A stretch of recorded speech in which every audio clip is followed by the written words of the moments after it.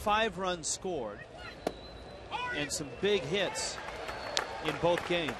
And a strike called. Paul Schreiber is behind home plate with Paul Nauert at first. Joe West is at second, and Ed Rapuano, who was the focus Friday night, is at third base. And a fastball misses inside to Pierre. Karanka's 29, Claremont, Florida, Southlake High School, an original draft pick of the Reds long ago when he started his professional career. Pierre into center field. Guess what? He's on again. Wow, Juan Pierre now 6 for 10 in this series, and certainly gives the Dodgers a different look. When Manny Ramirez was in the lineup, even when Juan Pierre got a chance to play, a lot of times he'd hit down in the order. One thing John Karanka has that the Marlins starters last night, Andrew Miller, and on Friday night, Chris Volstead, don't have. He has a very good move to first. That in the scouting report and talking to some folks in the Marlins organization. So maybe he can use that to slow down the Dodgers' running game. And Karanka goes over to first. The Dodgers stole 4 bases last night and had 1 caught stealing. Boy, you got a veteran combination here with Juan Pierre, the runner, and Mark Loretta getting a start today, hitting in the number 2 spot.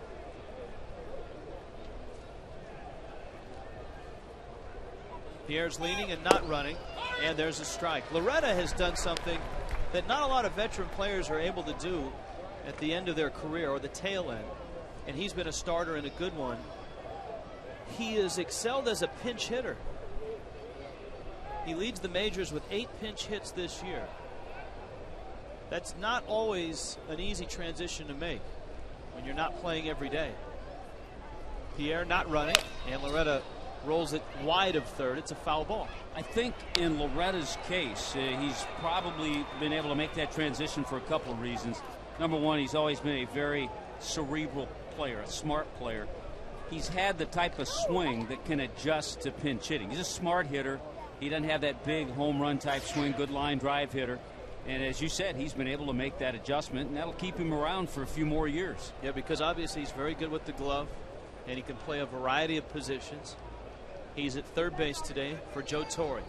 Pierre's had a couple of looks now, still not running, and Loretta cranks it over the head of Ugla. Up to get it is Ross. Big turn by Pierre. He'll hold right there, and the Dodgers open the day with 2 singles against John Karanka. There's a perfect example right there of the swing of Mark Loretta. Stays back, thinking the other way, stays behind the ball, and drove it over the head of Dan Ugla. You think about it, 37-year-old is a career .297 hitter, so he's just a few ticks under 300. The O-Dog is here. As he usually does, a little housekeeping. He obliterates that back line in the batter's box. Gets himself a toe hold, and he's ready to go. 7-game hit streak. The O-Dog with 14 doubles is tied with Hanley Ramirez and Freddie Sanchez for the National League lead. John Karanka would like to coax a ground ball out of him.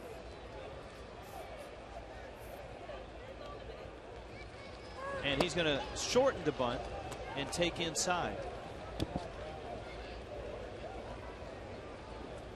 He's in the number 3 spot. He's the type of hitter that most of his career has hit either 1 or 2. But in the absence of Manny, as the Dodgers have made the shift towards speed,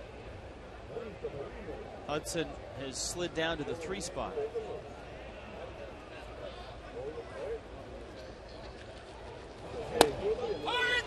Joe Torre has his Sunday lineup, his day game after night game lineup in there. We've seen Loretta already. Brad Ausmus doing the catching, Xavier Paul, and also Juan Castro. So a couple of the veterans and everyday players getting the day off. Which means he has an all-star cast on the bench if he needs pinch hitters late in the ballgame. 1-1, Karanka working to Hudson. Hanley was breaking on the pitch, and it was taken just outside.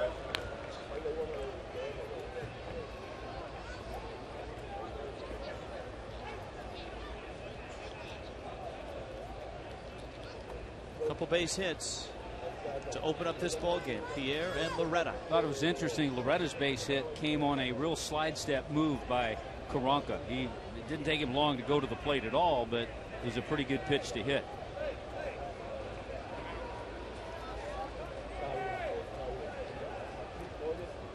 Time called, and Larry Boa, the third base coach for the Dodgers. I think Boa may have called timeout. He wanted to run through the signals one more time. He's upset at himself. Yeah, oh yeah, he is. You could tell. He's that kind of player. He's that kind of coach. Karanka, long wait. And Hudson gets into that one. Ross there. Pierre got a late start back to the bag, and he won't be able to get to third. A break for the Marlins. Yeah, I'm not so sure even if he gets to the bag, if he tags up, because Cody Ross was, and I'm thinking about the play of a couple of weeks ago with Hanley Ramirez at second base. It was a much different type fly ball deep into left center. Cody was not that deep and has a strong throwing arm, so even if Juan Pierre had gotten back to tagging soon enough, I don't think he would have gone. Because if he had, he wouldn't have made it. Important to keep the runners at first and second now, with Matt Kemp up there. But the Dodgers have hit 3 balls hard. Kemp 2 for 6 in this series.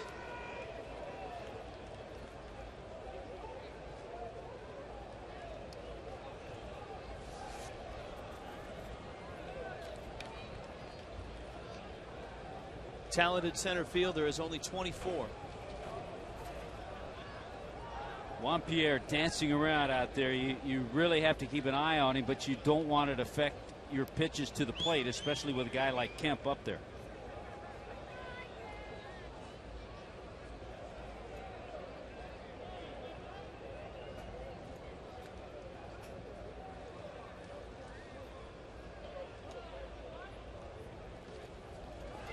Kemp takes down low. And it's 1-0. Last night, the pom-poms that were given away were a real mess. They were blowing all over the field, and shards of them, remnants of them, still remain on the field, on the screen behind home plate.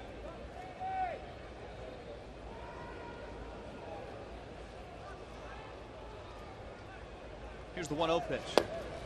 It was bothersome to players on both sides because obviously, especially when you're at the plate, and Freddie Gonzalez put it best, when you're trying to hit a 95-mile-an-hour fastball, it's hard enough to do that. I mean, look at them flying through the air. So note to marketing, next year, probably not a good idea. Maybe give them away after the game. But it's happened in lots of ballparks. It happens sometimes when they give away frisbees or baseballs, or wasn't as bad as Disco Demolition Night. I was told there was a night they gave away posters at a Dolphin game, and a lot of the posters ended up on the field. Right.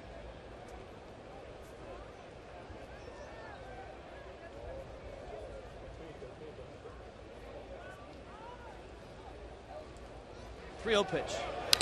Runners on the move on 3-0. Boy, that's an interesting choice by Matt Kemp himself. A 3-0 pitch, when you're the hitter, obviously you see the runners take off. So he saw Juan Pierre and Mark Loretta. They both got huge jumps. 3-0, you can let a pitch go by. Now all of a sudden he has runners at second and third. So the Marlins get a bit of a break with him fouling off a 3-0 pitch with the 2 runners getting great jumps.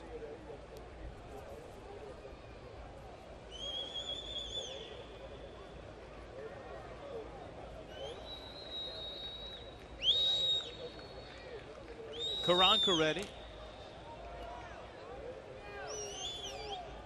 Runners not moving, and that is a strike. Kemp threw his bat away, and that won't make home plate umpire Paul Schreiber real happy.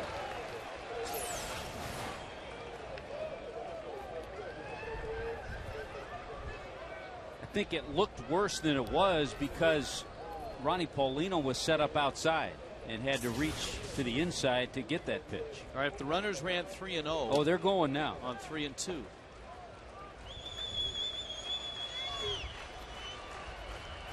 There they go. Bags are loaded.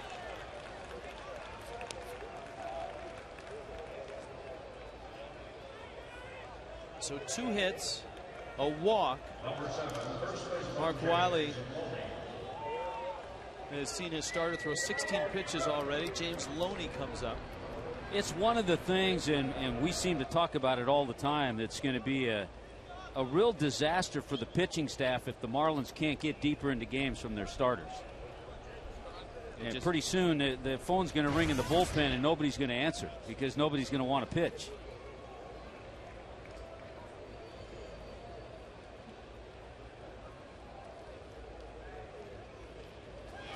Loney check swing. Karanka makes the throw. It hits the runner. Rolls behind the plate. Pierre scores. Loretta scores.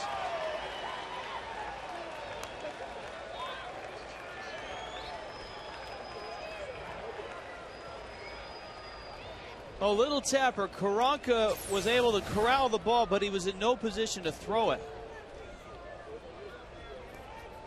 Yeah, if he takes time, he might have a play because even though the ball was not hit hard, he had an opportunity, but threw it away with Juan Pierre, the runner. Not only did one run score, but Mark Loretta came in as well. So it'll be scored a fielder's choice, an error to Karanka, and an RBI to James Loney. And with runners at the corners now, here's Brad Ausmus.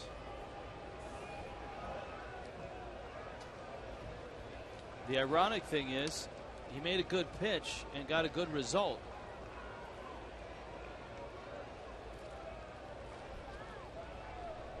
Ausmus, longtime big leaguer. It's a pretty good combination with Brad Ausmus. As you mentioned, he's been around for 16, 17 years, 40 years old. Good combo with him and Russell Martin, who likes to play all the time. So Ausmus started 5 times, making his 6th start this year. Played in 81 games last year. His final year with Houston. Last 8 years with the Astros. That would be Kemp. Over there is Loney.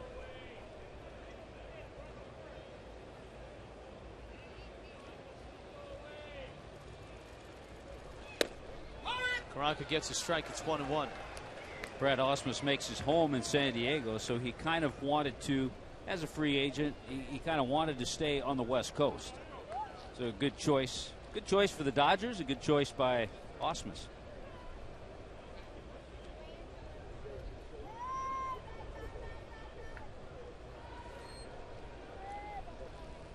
Here's the 1-1 pitch. In fact, Russell Martin had a great quote in the paper this morning, and they were asking him about preparing for a start, and he said, well, I do it with Ausmus. All the preparation that Martin does for opposing pitchers, his own pitcher, he said he does it with Ausmus. He said it's like in college when it's easier to study with your buddy than by yourself. Inside corner, Karanka strikes him out. In the case of Ausmus, it's easier to study with your professor and learn about the hitters. An Ivy Leaguer. Yeah. Doesn't strike out very much, but took that called 3rd strike, and a good pitch, a big pitch for Karanka. Our weather report brought to you by Miccosukee. Come play our way. 82 degrees. Great day for a post-game picnic, and of course it's dinner on the diamond after this. Now Xavier Paul, who lit things up a couple nights ago when he came in with a pinch hit home run in the 6th inning.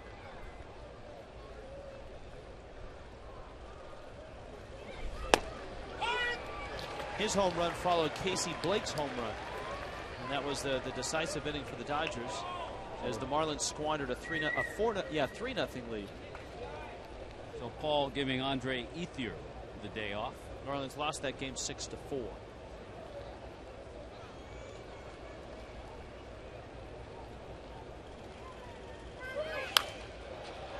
Another good pitch. He's out in front 0-2. You know, we've talked about Juan Pierre getting the opportunity to play with Manny Ramirez serving his 50-game suspension. Xavier Paul getting a chance to get to the big leagues because of that. He was in AAA and added to their roster at that same time.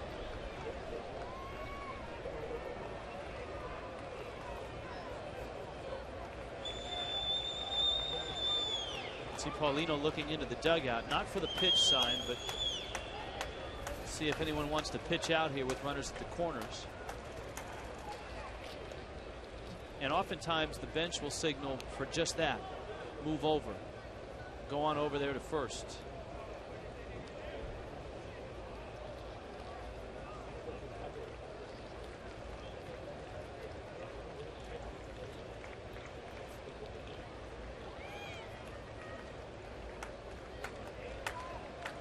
Karanka trying to limit the damage.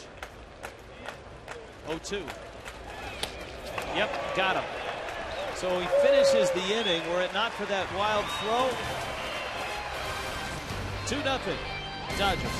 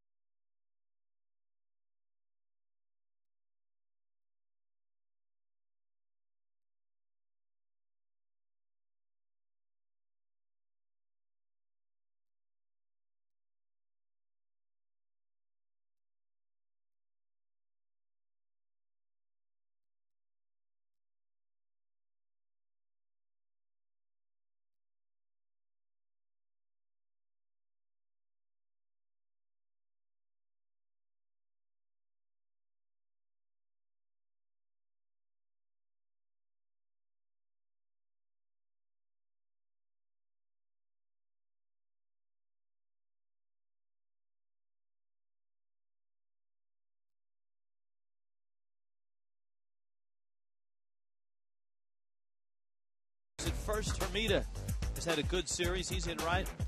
Then Ugla, Paulino, Ross, and John Karanka in the 9 spot against a hard-throwing 21-year-old Clayton Kershaw. Yeah, you look at the numbers, you see the high ERA, you also see the high walk total, 20 walks, but then you look at the high strikeout total. Look at that, 39 strikeouts and batters hitting just .230. He has exceptional stuff. Good live arm, big sweeping breaking ball. He'll use a changeup, but not that often. It's his 3rd pitch. Bonifacio. There's a strike. 91 miles an hour. Bonifacio's got an 8-game hitting streak. 3 hits in this series. And Kershaw misses down low. The Marlins at times have a tendency to be free swinging ball club. This is a guy you really have to make work and be patient, make him get his pitch count up, because he's not going to be in the strike zone all that much. The O-Dog. 3-time Gold Glover.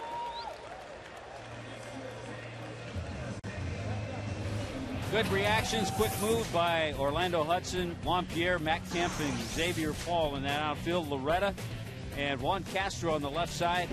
As Rich mentioned, 3 Gold Gloves for Hudson. How about 3 Gold Gloves for Brad Ausmus, who's behind the plate, too? A lot of hardware up the middle. Here's Helms now in the 2 spot. And Helms said almost verbatim what you said about Kershaw. And that he's a guy that you have to make throw strikes. Helms takes a fastball, and it's 0-1.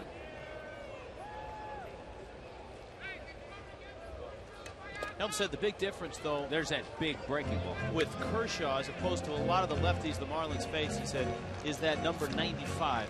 He said he throws 95, so you got to be geared up to hit that.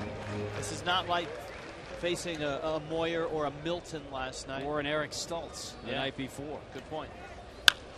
Helms goes up, drives that ball to left. Over in the corner is Pierre, and he makes a running catch.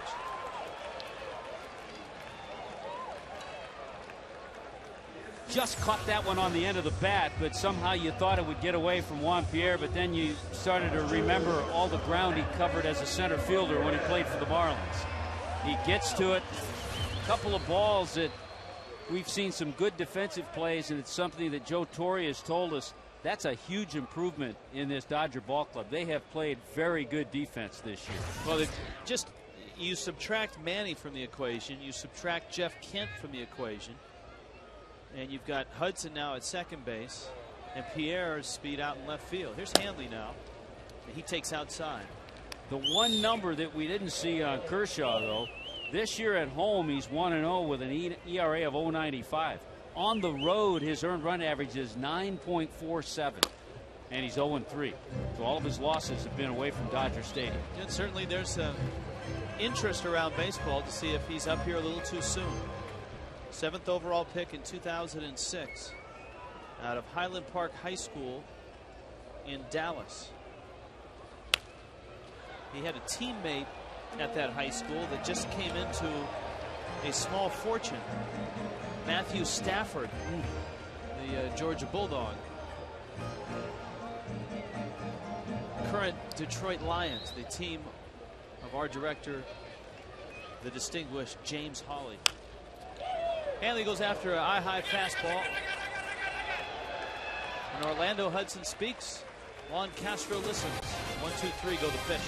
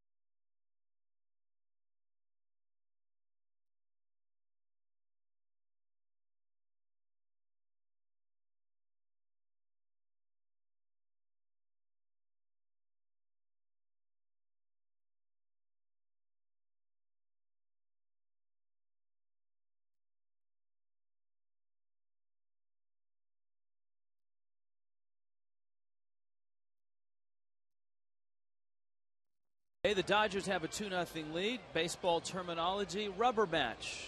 Third game of the series. Dodgers have won one. Marlins have won the other. Mr. Hutton. The deciding game. I think that term can be used in any sport, and I'm going to go out on a limb and guess that perhaps that came from tennis, where you play 3 sets, and of course the rubber match would be the 3rd set. Just a guess on my part. Well, we have a crack staff here, and certainly they can research that within moments. Juan Castro, Clayton Kershaw, and Juan Pierre, a breaking ball that gets away from Karanka. Rafael Furcal getting the day off, and so Castro is in there. He came up when Blake DeWitt was sent down to AAA Albuquerque. The Dodgers AAA team back in Albuquerque. I love the note in the Dodger notes that there have been 5 players to play for the Dodgers in franchise history with the name Juan, and 2 of them are in the lineup today. And one of them has hit a high ball to left field. Bonifacio looks up. That ball's gone. The Dodgers get a home run from their number 8 hitter, Juan Castro. Well, his first of the year, and when you give up home runs to Juan Castro, it's going to be a tough day for John Karanka. He had an opportunity in this inning with the 8-9 and then back to the top of the order to kind of get the ship back on track, but left a fastball middle of the plate. And Juan Castro, who's gone 6 for 10 now in his last 3 games, took him deep. Here is Kershaw. So there's Juan Pierre and Juan Castro. The other Juans to play for the Dodgers: Juan Encarnacion, former Marlin; Juan Samuel, and one that a lot of people forget because there was such a rivalry between the Dodgers and the Giants. Juan Marichal, actually, for the end of his career, was with the Dodgers. And wasn't Marichal a principal in one of the big brawls between the Dodgers and the Giants? With John Roseborough. Hit him in the head with the bat. Hit him in the head with the bat. Hit the Dodger catcher. Turned around and used the bat and wailed away.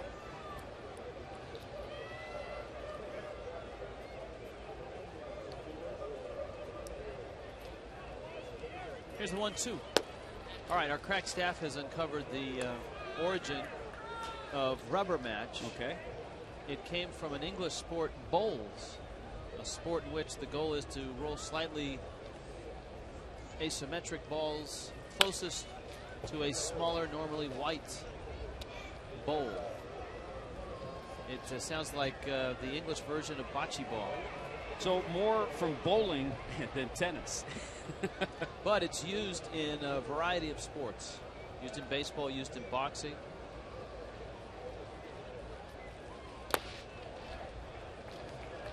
Karanka misses down low with a breaking ball. It's 3-2.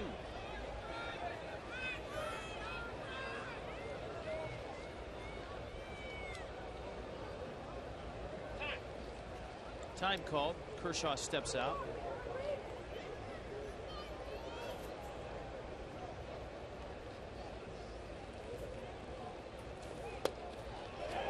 And Karanka loses the pitcher. So a home run to the 8-hitter, a walk to the pitcher, and it's back up to the dangerous Pierre, Loretta, and Hudson. A couple of no-nos, and right now John Karanka out of whack. He's not getting ahead. He doesn't have as good a command as he had in the game in Milwaukee. At least there he was using that fastball in and change-ups away, but he's struggling this afternoon. And so Wiley is out to talk to his lefty. Busy day in baseball yesterday. The Nationals and the Phillies played a doubleheader, but it wasn't exactly a doubleheader because the second game went a little over 5 innings, but it was enough for Raul Ibanez to continue his assault. Raul Ibanez would have kept playing and playing at Nationals Park. He is my, if you were to take a vote right now, National League MVP for this year. So what did he do in the doubleheader, Rich? Ibanez in the doubleheader, 5 hits, 3 home runs, 7 RBIs. Now that's good news for the Phillies. Bad news for the Nationals is that Scott Olson, who started the first game because of shoulder tendonitis, was placed on the disabled list. Juan Pierre now. Pierre, one of the better bunters in this game with nobody out. Dodgers figure, what the heck?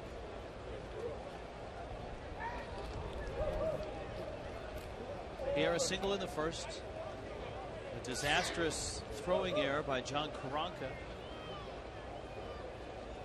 helped the Dodgers to 2 runs in the first. They've got another here on a home run. And unless Karanka starts throwing strikes, the Dodgers are simply going to add on here. Well, and this is going to be one of those outings for John Karanka that he may have to be in there for a while. He may have to take one for the team instead of going to the bullpen in the 3rd or 4th inning.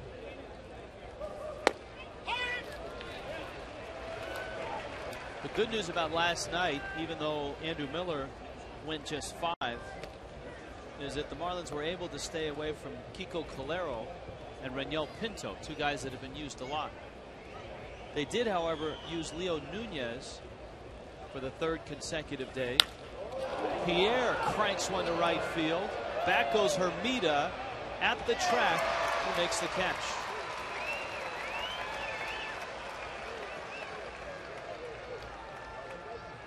The Marlins and the Diamondbacks open their series tomorrow through Thursday, the 21st. All 4 games are at 7:10. Look in Tuesday's Miami Herald for the 2 for Tuesday coupon. 1-877-MARLINS. The number to call or visit marlins.com. Rich, here's the tough part about Kiko Calero. You don't want to bring him in a game that's out of hand. He's been your go-to guy in close games, in good situations. And so all of a sudden, if the game gets out of hand, then you limit your opportunities and guys to use in that bullpen. And that's the predicament that Freddie found himself in Milwaukee. Close games, but games that the Marlins were behind.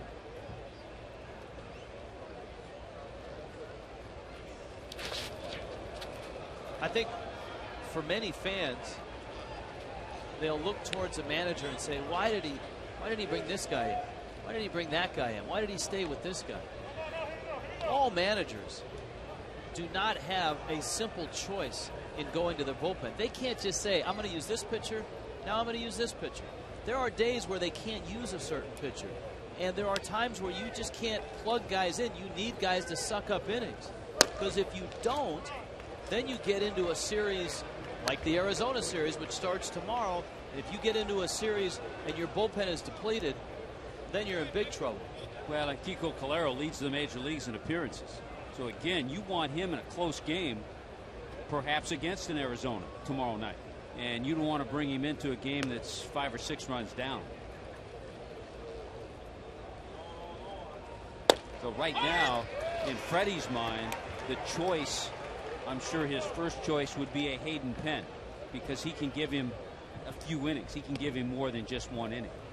Burke Badenhop is another guy that probably could give him 2 or 3 right now.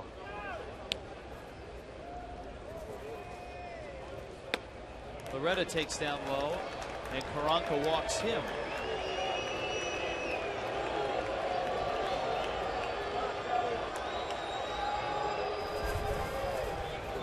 Mark Riley gets on the phone, and that means there's movement in the Marlins bullpen. Well, I'll tell you the frustrating part for Mark Wiley and for Freddie Gonzalez is that you get scouting reports on a Graham Taylor and a John Karanka, guys who are strike throwers, guys who have the ability, maybe not to throw 95 miles an hour, but have had the ability to throw strikes. They get here, and now they don't get strike throwers, and that puts the entire bullpen in a dilemma. And you saw Hayden Penn warming up. Karanka needs a ground ball here. Orlando Hudson is 0 for 1.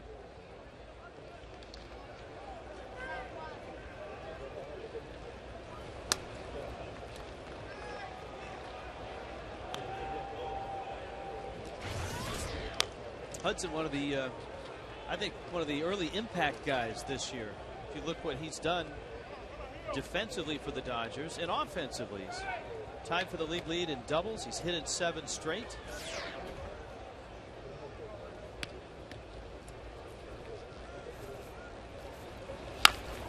Chopper back to the mound. Karanka throws it into center field, and a run will score.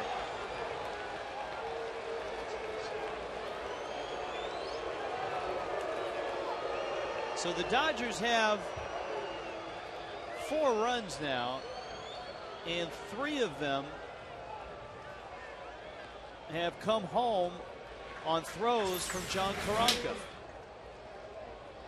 He had a chance. I don't know if it would have been a double play, but at least could have gotten an out at second base, and the throw isn't even close to Dan Uggla, who was over to cover, and the Dodgers get another run in this inning. It is getting ugly, and the fans are booing, and I don't blame them. By the way, about Orlando Hudson, the Dodgers got him late. Yes. He signed about the middle of February, a little bit 3rd week of February. And they got him for only $3 million for 1 year because of his injuries, and especially the injury to his wrist last year. Ball in the air, left center. Ross is tracking it. Leonard tagging at second, and Cody makes the catch. So Karanka gets the second out, and up comes Loney. The Dodgers have a 6-game lead in the West. And for the Dodgers, it's the largest lead that they've had in the West since 2004. The Giants are in second place. No part of that with the Giants in second place. They've lost 4 in a row. They've lost 3 straight to the Mets. Mets are out in San Francisco. And Carlos Beltran and David Wright have been going wild in San Francisco. Loney pulls a ground ball. Uggla gathers it in, and the inning is over. But the Dodgers with 2 more on the board, a homer and a throwing error.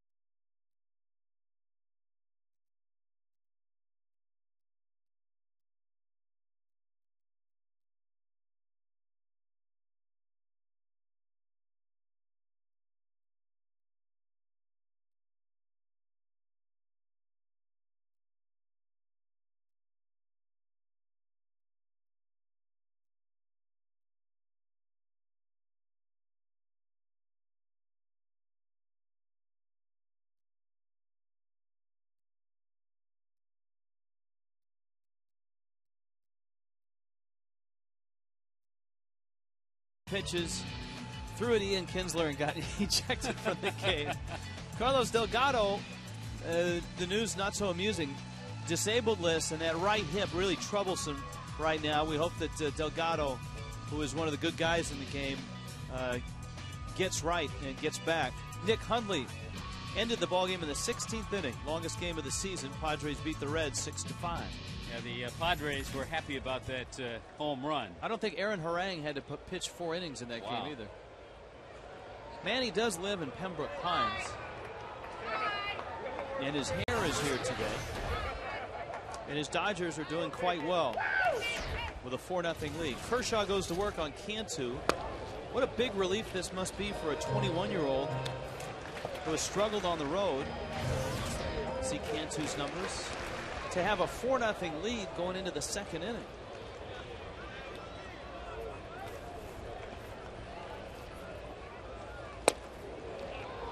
There's his changeup. Yeah, and the problem is if he starts getting that big breaking ball and the changeup over along with the fastball, with the confidence he has out there right now with his lead, he can be tough. There's no question about it.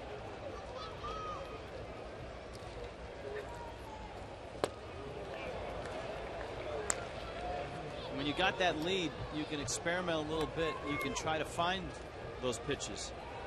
And he certainly has found the changeup in his first 2 to Cantu. He only threw a little over 220 innings in the minor leagues. So got here quickly. Actually started a game last year. He was just 20 years old, 67 days. And you see the note in the Dodger notes? He was the 4th youngest Dodger to make his major league debut. The youngest was watching the game, in fact was working the game for the Marlins. Our good friend, Marlins advanced scout Joe Moeller, was in Philadelphia scouting Kershaw, and he was the youngest pitcher in Dodger history at 19 years 62 days old.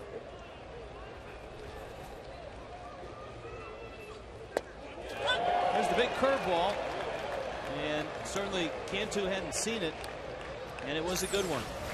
I mean, he's the kind of kid as a pitcher that if he has control, he goes out there with no hit stuff. with the fastball, the curve, and the changeup. And I'm sure Joe Moeller in his advanced reports wrote down nasty 12-6 curveball. That one didn't exactly go 12-6. That was more like 12-8. So it missed inside. Hermida, 5 hits in the series. His average up close to 260. And Kershaw misses up and in. Kind of has a unique delivery as you watch. It's funny how it's just the way a guy throws, but a little bit of a short arm delivery, which makes him hard to pick up too. That fastball just explodes on a hitter.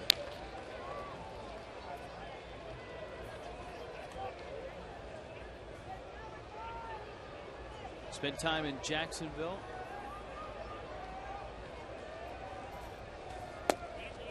And of course, last year, as Tommy pointed out, spent time in Dodger blue. Marlins AA team is now in Jacksonville. I talked a little bit with Jeremy Hermida about some changes that he said that he made over the last couple of days. Very, very minute. A little bit with the hands, a little bit with the way he plants his front foot. And he kind of used the term his launch position. Launches that one into right field. Dive and a catch by Xavier Paul.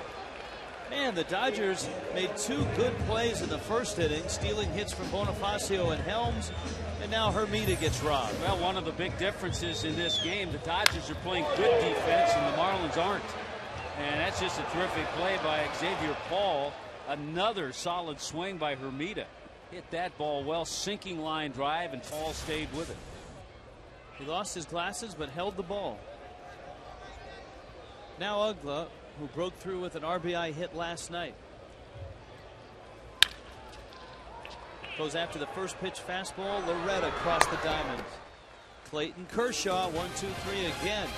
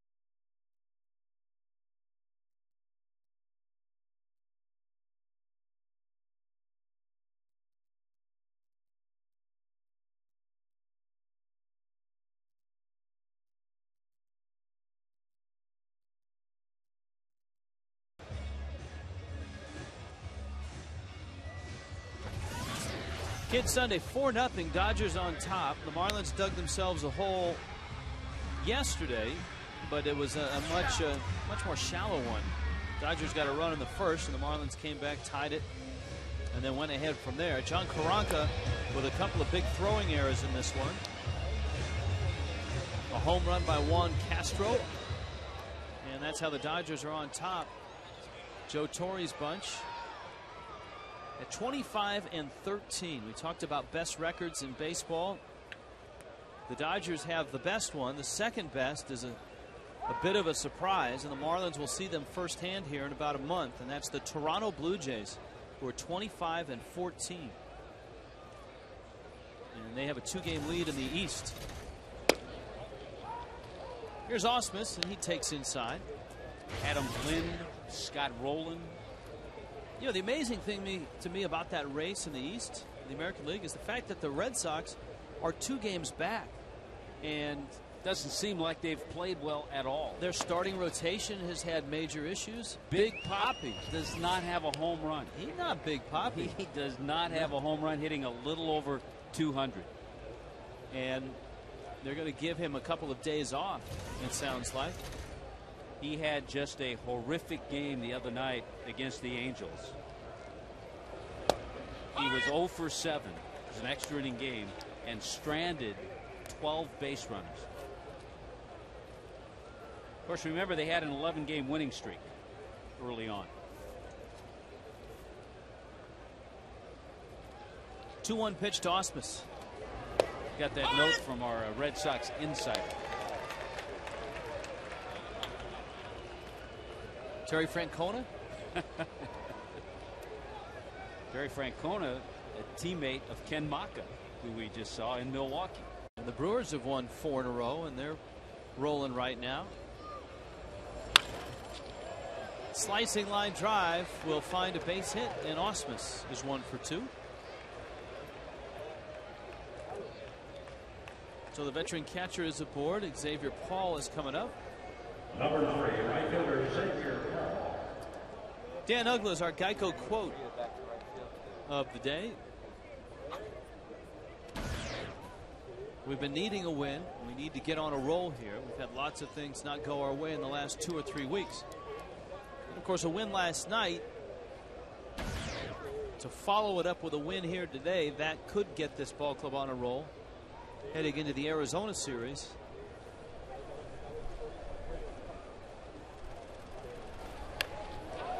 Paul's bunt is foul, but with the injury to Anibal Sanchez, the Marlins needing to fill a couple of rotation spots until Miller got back last night. John Karanka making his 2nd start. Yeah, now you just want to continue to see Andrew Miller progress, hopefully go deeper into games and stay healthy. And that's going to help right there. You want to see improvement in Ricky Nolasco, who has not gotten off to a good start. Loney got a high breaking ball, hits it to right. And Ramirez out there and makes the catch.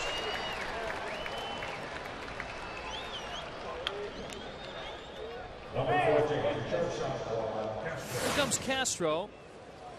This was the 2nd inning. This was Castro going out to left. Yeah, here's a guy who's one of those guys not many people have heard of, but he's been 13, 14 years as a major leaguer. He's 36. And the Dodgers, they know the value of a guy who can play many positions in the infield, and certainly need him to back up for Call.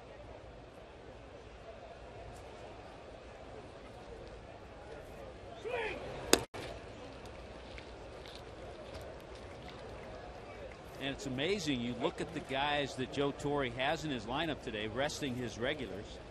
Castro came in the game. He was 5 for 9 his last 2 games. He was hitting over 400. Paul, of course, had the pinch hit home run the other night. Ausmus was hitting over 380. Mark Loretta, with those great pinch hit numbers, came in hitting over 300. So his bench has done a nice job. So there's no mystery why the Dodgers are 25 and 13. And of course, they're outstanding at home, almost unbeatable at home. 14 and 3 at home are the Dodgers. And it's something that not all teams can do.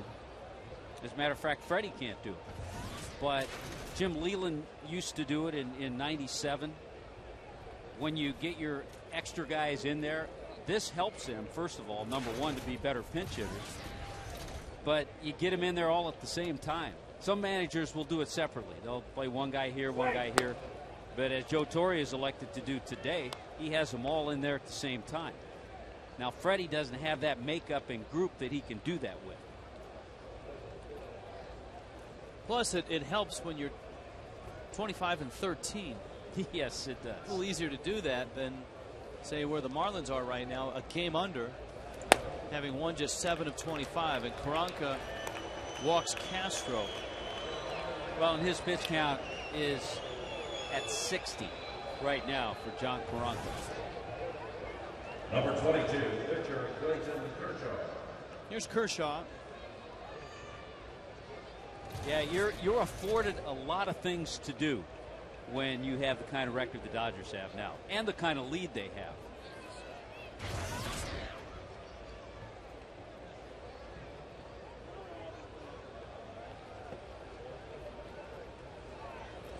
You know what, though? You give teams credit to play well when they have guys out. That's what it's all about. That's what 25-man rosters are. The Mets have been playing well. Jose Reyes has been out a few games. We just mentioned Carlos Delgado has been placed on the disabled list. He hasn't played in a while. Don Mattingly, the hitting coach for the Dodgers. Karanka picks it up and fires a strike to first. So Kershaw sacrifices. There are 2 outs. And here comes Juan Pierre. And here comes Freddie Gonzalez. And I think this is it for John Karanka. He's seen Pierre hit a... Well, and interesting, too, because Karanka's a lefty and Juan Pierre's a lefty. Yeah, but he has seen Pierre hit a line drive single in the first and then hit a warning track shot in the second. And Pierre has been a clutch hitter in these 2 games of this series. So Karanka exits. Marlins go to their bullpen.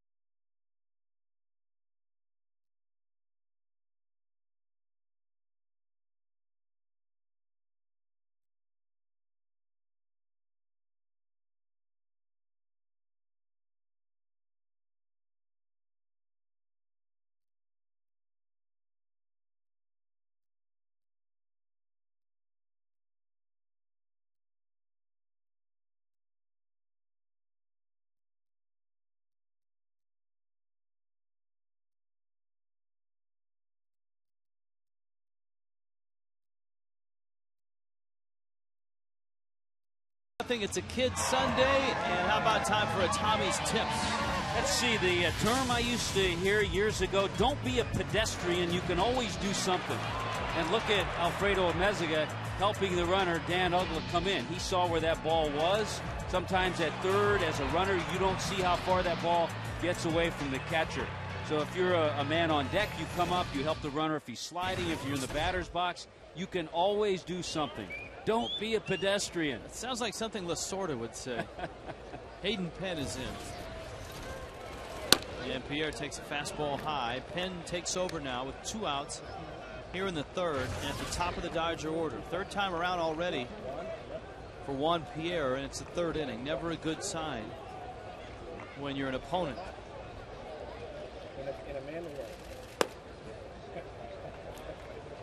2-0. Well, and they've batted around, and the Marlins haven't even gotten to the 9 spot in the order. Ausmus and Castro at 3rd and at 2nd. And Pierre, another big hit. Drives that one down the line. 2 will score. Juan Pierre is just killing his old team. He is 7 for 12. And this a 2-run double. Well, he had the big 2 RBI single the other night, Friday night. Not only is he getting hits, he's getting big hits. He's driving in runs and scoring runs. He's scored 5 times in this series. And that's when he's obviously at his very best, is when he's hitting over 300. He's never a guy that has walked a lot, so his on-base percentage is never eye-popping up in the 360s or 370s. But if he's hitting 310, 315, that means he's getting on base enough to do damage. Had a great conversation this morning with Joe Torre about Juan Pierre. When they got Manny Ramirez back, they knew he was going to start this year. Obviously, Juan Pierre wasn't happy. He knew that was going to be his role, and now he wasn't going to have an everyday role. He talked to Torre about it numerous times, but Joe Torre said he never complained. Said he wasn't happy, but he talked to me about it. He worked hard, which we know he does, and now look at he's gotten his opportunity and what he's done. Yeah, an off-season story about the Dodgers. I remember some quotes from Torre about how surprised he was at Pierre and his work ethic when he first got the Dodger job, and Pierre was there. Because he said Pierre would always beat him to the ballpark in spring training. That one is sliced to right field. It's a foul ball. Loretta almost driving in another run. So Juan Pierre came into this game hitting .406, and he's 2 for 3 with a run scored and 2 RBIs so far. I think a lot of people in baseball around the game, people that are into stats and analysis, they look at Juan Pierre and oftentimes they point at the things he's not. They say he's not, doesn't have the great throwing arm. He doesn't have the high on base percentage. And what they leave out and what you forget is when you watch him play, and he's playing well like he is now, all the things that he brings to the team.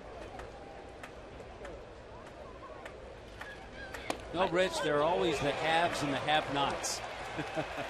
Good pitch there to get Loretta. Right now, Pierre is in the haves.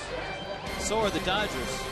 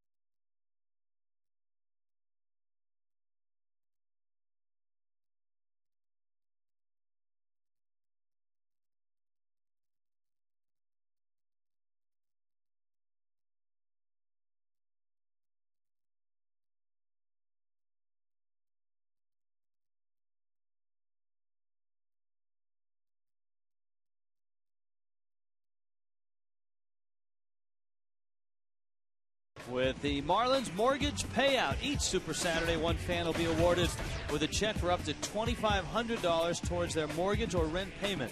Plus, on June 20th and September 26th, a lucky fan will win a check for up to $15,000. Log on to Marlins.com and register today for the Marlins Mortgage Payout.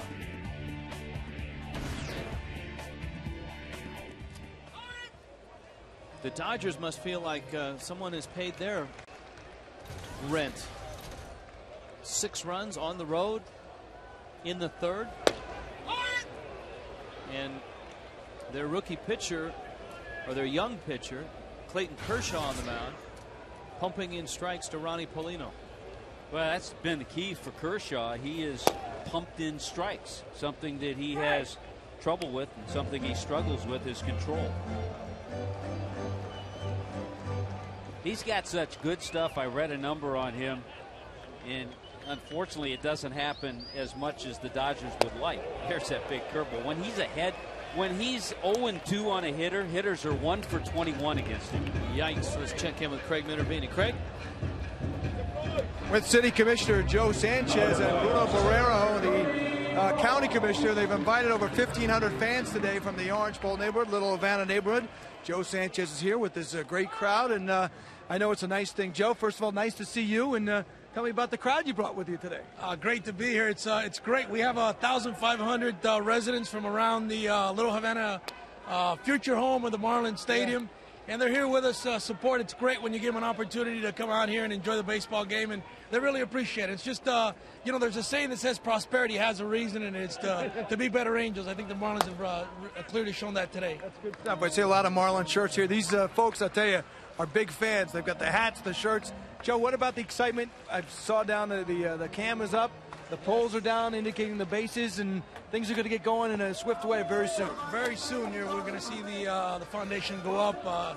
It's great. It's been 10 years in the making. I'm a big believer that this is great for everyone in our community, and it's just great to see that finally, after such a long time and such a long journey, we're going to have a world-class baseball stadium in the heart of Little Havana where everyone's going to enjoy it. It's great to have all those that have joined us here today to enjoy such a wonderful game. It's sorry we're not winning today, but you know you can't win them all. But still, you know, it's the American pastime, and we're all very excited about this. And do you have a sense people down there are excited about it? It's a change for them? Oh, absolutely. Listen, a lot of them could probably even walk to the stadium, which is great. They don't have to take a bus out here, but they're very excited about it. It's not only about the stadium. I think it's about the economic vitality around the stadium, what's going to happen in Little Havana.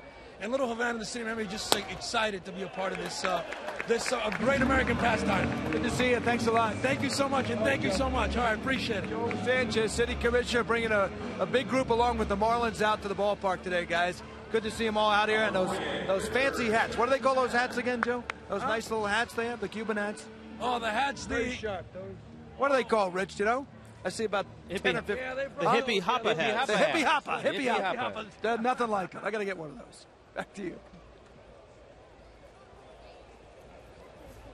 Hayden Penn will get the at-bat and try to bunt and take a strike after Cody Ross works a one-out walk. By the way, Kershaw this year, the 4th worst run support in the National League.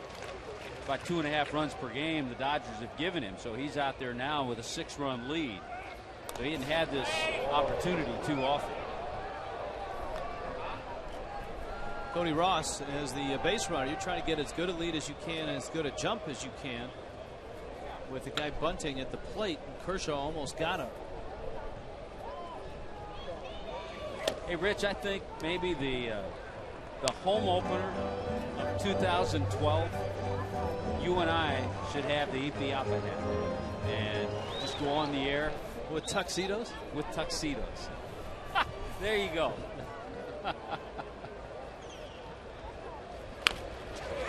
Penn drops down a bunt. Kershaw gets the out. So the Marlins just trying to get on the board and scratch out a run here in the 3rd. And up comes Bonifacio. It is 6-0. Dodgers on top. The Marlins have made 2 errors. John Karanka, both throwing errors and both big ones, leading to a bunch of runs. The Dodgers, on the other hand, have made some tremendous defensive plays. It started with Orlando Hudson robbing Bonifacio of a base hit in the 1st. Then Juan Pierre snared one in the corner off the bat of Wes Helms. You know, the Dodgers travel back to Los Angeles, open up a series tomorrow night against the Mets, and they'll start another left-hander, Randy Wolf. So this is the first time the Dodgers have started 4 consecutive left-handers since 1986. Do you see who's starting for the Mets in that one? Tim Redding, who was battling in spring training, former National, with Livan Hernandez for that number 5 spot in rotation. And Livan Hernandez will start the 3rd game of that series. So the Dodgers miss Johan Santana. Bonifacio got jammed, and Kershaw still has not given up a hit in his 3 innings. Dodgers on top, 6-0.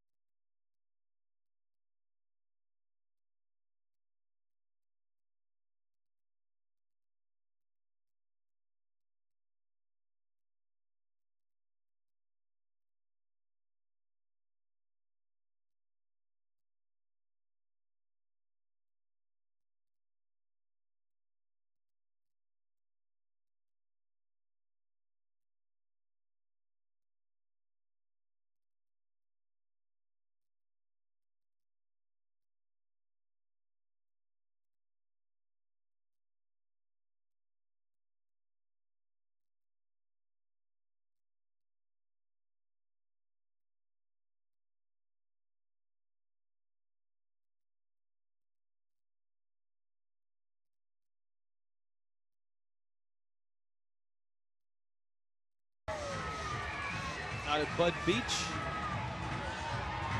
in the right field corner.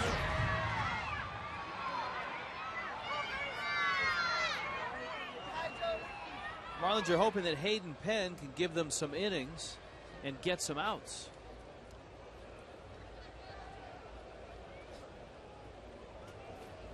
Oftentimes you can look at a stat sheet and get a pretty good idea, or a box score, and get a pretty good idea of how the game went. This would be a tough game if you just opened up the box score and looked at it, trying to figure out, well, how did the Dodgers score their runs?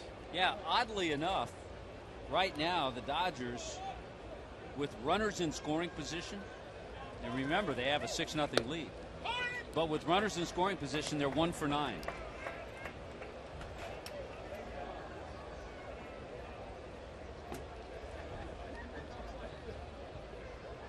That's why numbers don't always tell you everything. I was going to bring that point up when you were talking about Juan Pierre.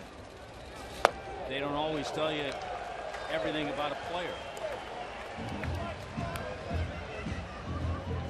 Down goes Hudson. Penn gets a strikeout, and we welcome the duck.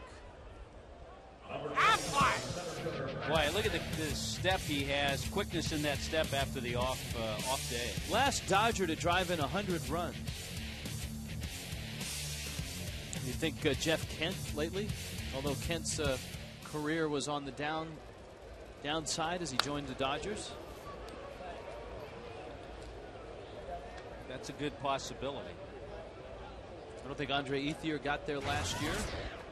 They've had that type of lineup where they've had 2 or 3 solid guys that were 80 RBI type guys.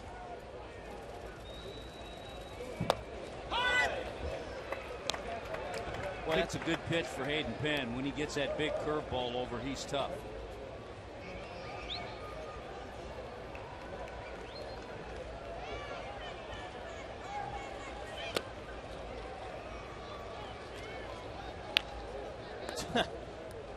It's still an issue. Tim still thinks he's in Tinseltown.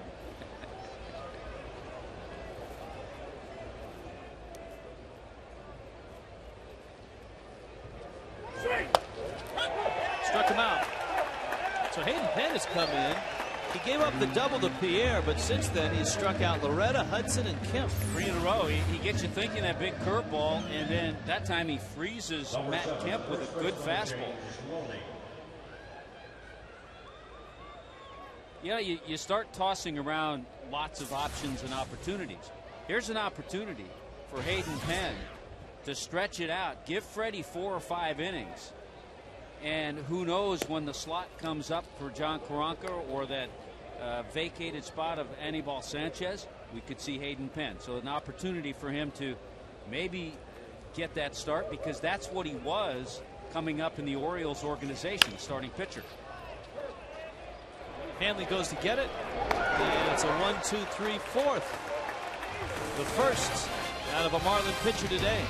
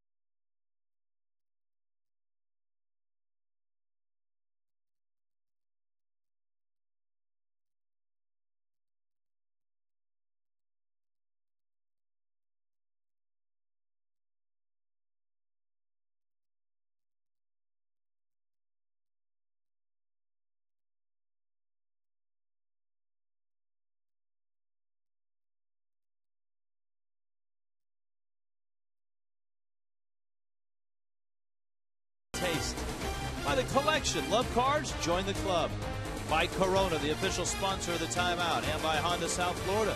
Visit your South Florida Honda dealers online at sfhondadealers.com to find a deal on fuel-efficient Hondas. Is that like Air Jordan, Air Billy? Air Billy. All right, second time through the order now against Kershaw. Helms, Hanley, Cantu. And if the order of the day for the Marlins hitters was to make Kershaw throw strikes, well, he's done that. He's punched out a couple, he's walked one, and he's 0-2 quickly on Helms. We're talking about the Dodgers starting those 4 straight lefties. 1986 was the last time they did that. Some interesting names. To third, Loretta. Fernando Valenzuela, Dennis Powell, remember him, the lefty, Rick Honeycutt, their pitching coach now, and Jerry Royce.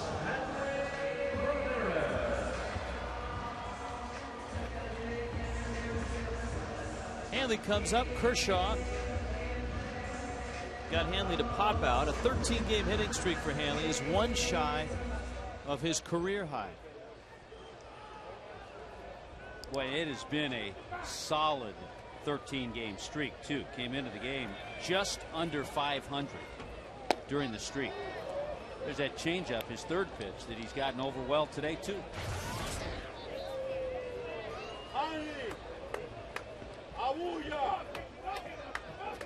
Rick Honeycutt, the pitching coach of these Dodgers.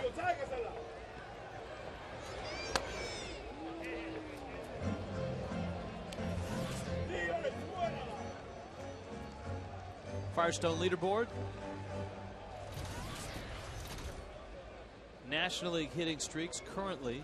Brandon Phillips and Hanley both with 13 gamers. Told you Beltran was having a good trip on the West Coast. Scott Hairston watched his brother last night, Jerry Hairston, have a big night with the Reds in town. Yeah, Beltran was 3 for 5 last night. Sheffield 3 for 4. The Chef hitting 270 all of a sudden for the Mets. And David Wright was 3 for 5 with 3 RBIs. So you mentioned Wright and Beltran doing a lot of damage against the Giants.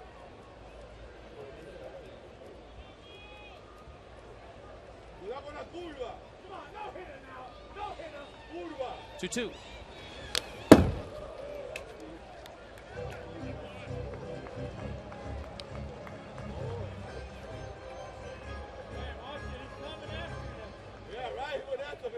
There's Honeycutt, who was an interesting guy. He had a long career, 21 years in the Major Leagues. 2 separate careers. Yeah, he was much better as a setup man than he was a starter. When Rick Honeycutt was setting up Dennis Eckersley for Oakland, that's kind of when the modern-day bullpen first took shape with Tony La Russa. Honeycutt was 109 and 143 in his big league career, but boy, did he have some outstanding years as a short man. Well, a lot of those losses were in the first part of his career when he was a starting pitcher. Yeah. So he's a guy who found his niche and stayed with it and had a long, successful career. Kershaw's big breaking ball misses.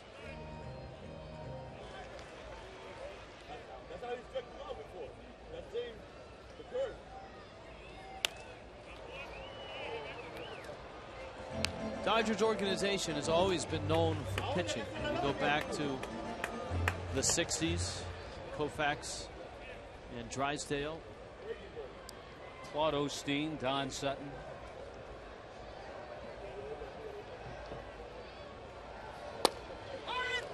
Valenzuela's great run there. Well, what an impact he had on the game and on the community, the Mexican community in Los Angeles. Just tremendous.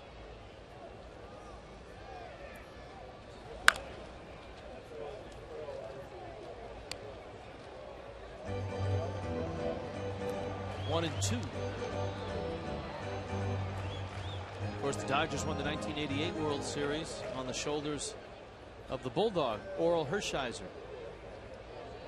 Got his nickname from Tommy Lasorda, his manager, because he was kind of quiet, kind of meek, and Lasorda wanted him to have a different persona. He said, "I'm gonna nickname you the Bulldog."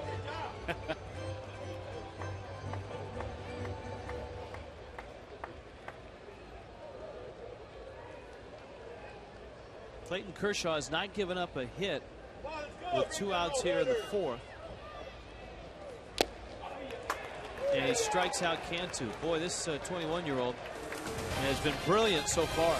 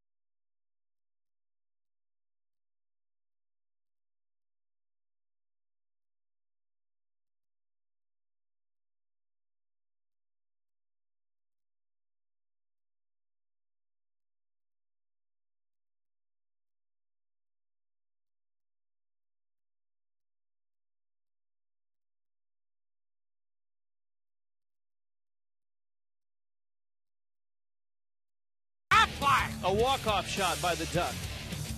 Last Dodger to drive in 100 runs. This is a tough one.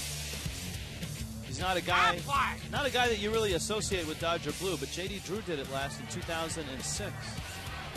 Kids Sunday, nice eye black. Get him? We got him. You go back to last year, you have guys like Kemp had 76, Loney had 90 RBIs, Ethier 77. Russell Martin 69, so a lot of guys in that neighborhood. Ausmus pops it into the seats. Brad Ausmus, the type of guy that you would expect in a couple of years after he's out of the game. Might be managerial material.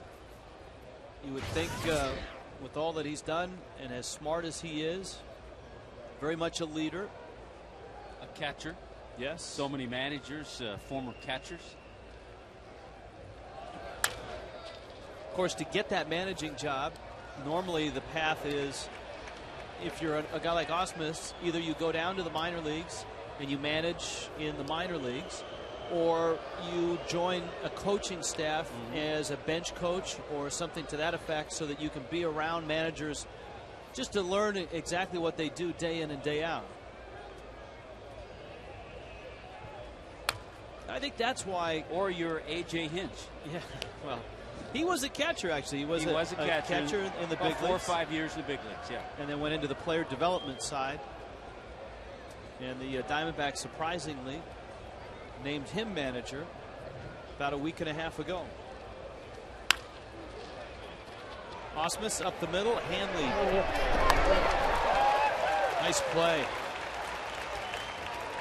Hayden Penn into his second inning of relief. That brings up Xavier Paul. Sun Sports and Fox Sports Florida are your home for ACC baseball and the ACC baseball tournament. Live from North Carolina, top teams in the ACC will battle it out for the title and the coveted crown in the ACC. Coverage begins Wednesday at noon on Sun Sports. Tournament time coming up in college baseball.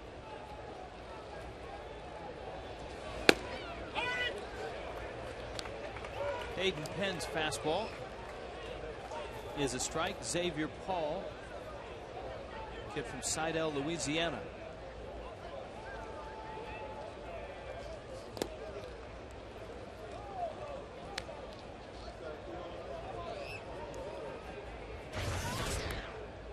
He's a guy that after his minor league season last year wanted to continue to improve and went down and played in the Mexican League and had a good winter.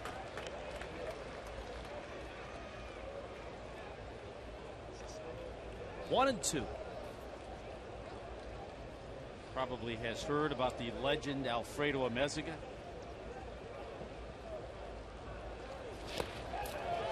Hayden Penn records his 4th strikeout. And so Penn looks good, and here comes Castro. So I think you're right. I mean, if Hayden Penn goes 3-4 innings here and looks good, he would be maybe the leading candidate to hop into the rotation when the Marlins open up that series against the Rays, because it's Nolasco, Johnson, Volstad, Miller Monday through Thursday in a 4-game set. The Marlins will get Dan Herron tomorrow night. One of the young players that was just called up, Brian Augustine. Doug Davis, who had a run-in with his manager, his new manager, a few days ago. And then Max Scherzer, the hard-throwing youngster who just got his first Major League win last night. Hey, prior to this year, Hayden Penn had 14 games in the major leagues, all starts. In the minor leagues, 109 games, 100 were as a starter.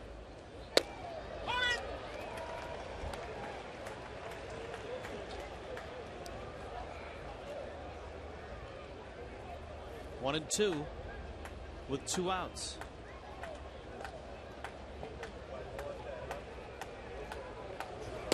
Struck him out. Hayden Penn is on.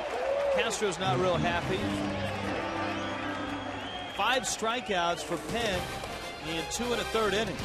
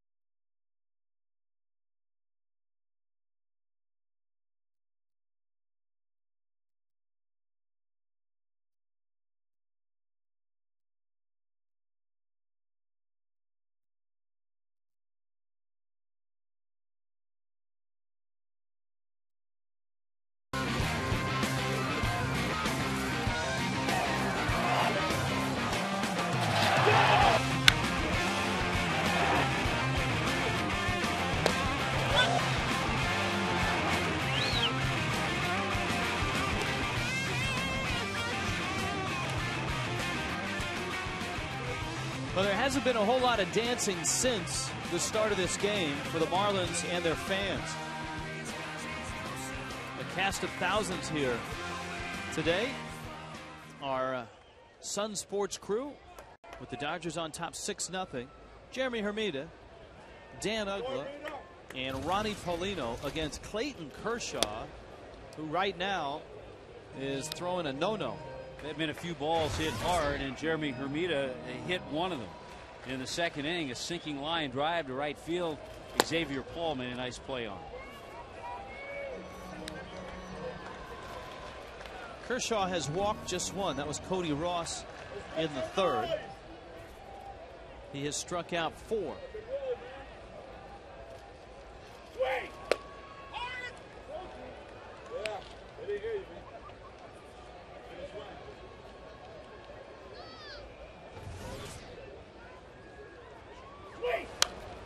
And Hermida fouls it back. The Diamondbacks, before arriving here, have been playing the Atlanta Braves. And last night they got a win, a big win.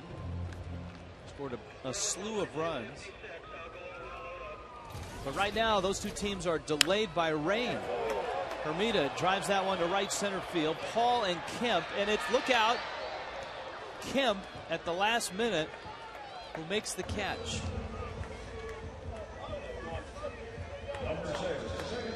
Next Super Saturday is on the 23rd, the post-game concert with Oscar de Leon, following a fireworks spectacular. The Marlins and the Rays at 7:10. Fans get a Marlins clapper, courtesy of Matchup Promotions, 1-877-MARLINS.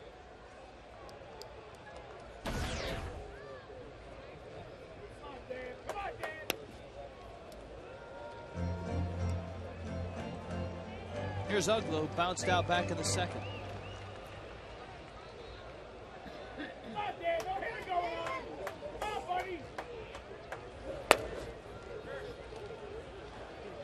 Kershaw makes it 2-0. You know, you get to a point in a game like this, you just want to break the ice, and you want to be the first guy that gets that base hit.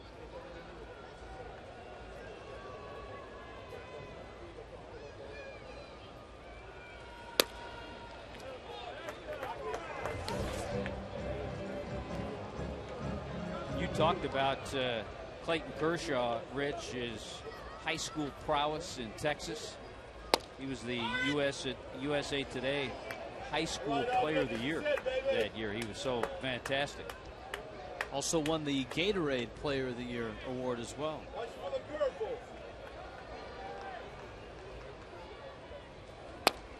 I wonder if that comes with a lifetime supply of Gatorade. Yeah, I think it should. Or at least a year's supply. Sure, yeah. Because a year's supply, you might be hooked. Yeah, especially if you sign a professional contract, because then you wouldn't lose your amateur status. You'd still be eligible for college. You put the coolers all around your house. Get the real big one down in the playroom, the game room. So Ugla's at first. Here's Paulino. And he rolls one slowly to Loretta, who gets it out there. And that's it. Paulino legs out a fielder's choice. I tell you, because that ball was hit so slowly, they just barely got the out at second base. Last no-hitter in Dodger history. And they've had a number. Was 1996. And the trick to this one was it was Hideo Nomo, and he pitched it in Colorado. That should be worth 2. Yeah. Because that was before the humidor. It would be odd if Kershaw throws a no-hitter here, because then you wouldn't have Vin Scully able to say in the year of our Lord 2009, which is one of the signature calls that he makes. Gives the time, the date, the day. In the City of Angels, Sandy Koufax pitched 4 no-hitters. Bill Singer, Jerry Royce, Fernando had one, Kevin Gross, Ramon Martinez, Pedro's older brother.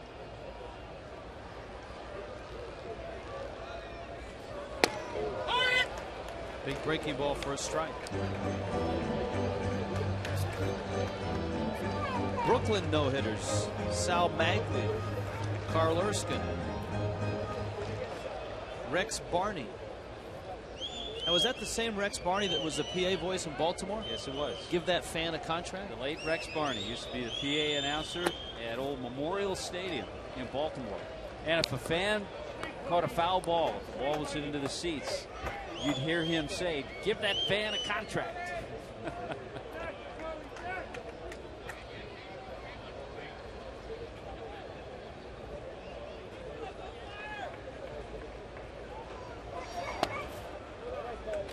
Ross takes down low. Now Penn is on deck, but the Marlins have Badenhop up.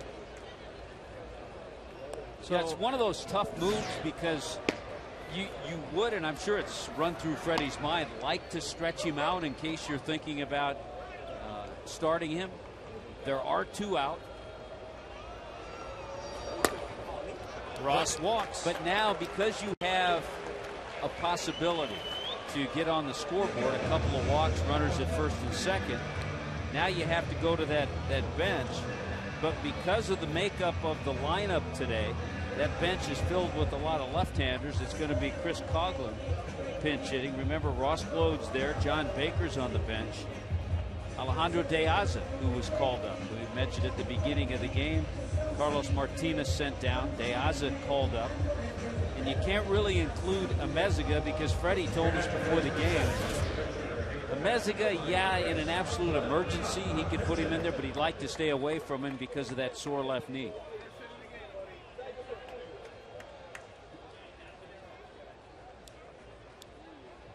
So Coughlin with Bonifacio on deck, and Kershaw splits the plate. 3 walks to go with his 4 strikeouts. Chris has had a tough series against the Dodgers. A lot of left-handers, 0 for 8 in this series.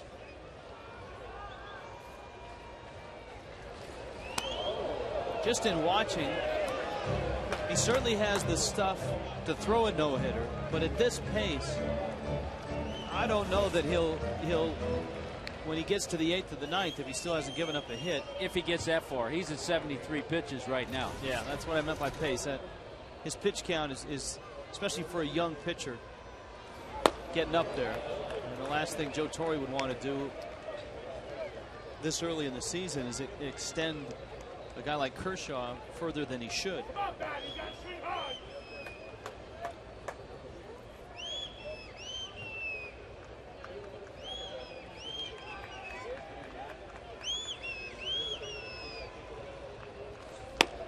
This is out.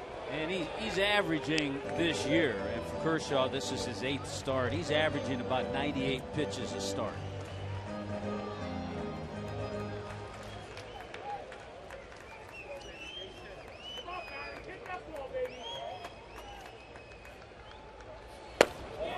And he strikes out Coughlin on a 96-mile-an-hour fastball. Marlins leave a couple and are down 6-0.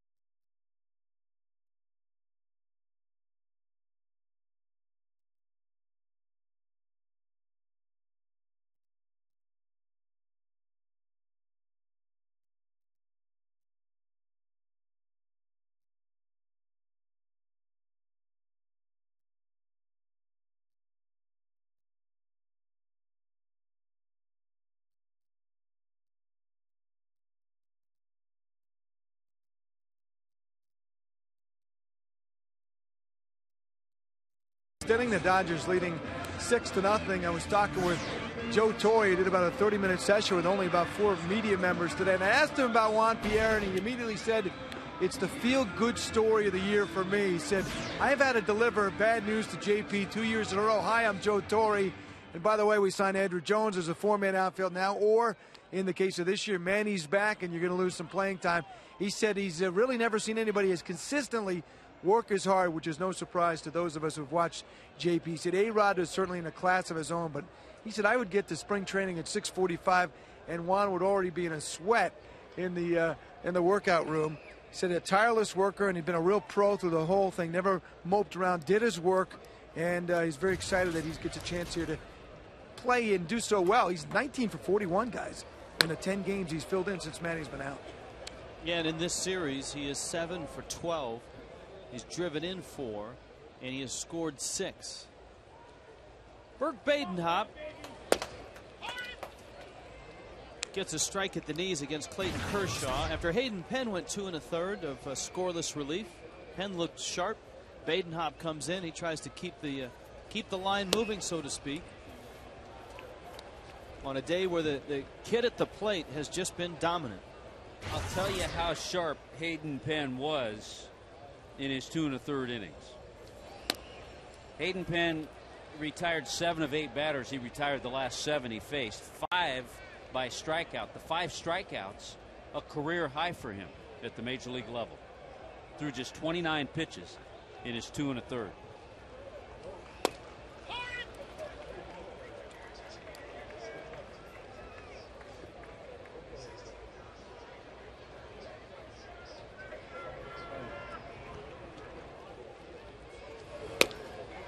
And Badenhop gets Kershaw.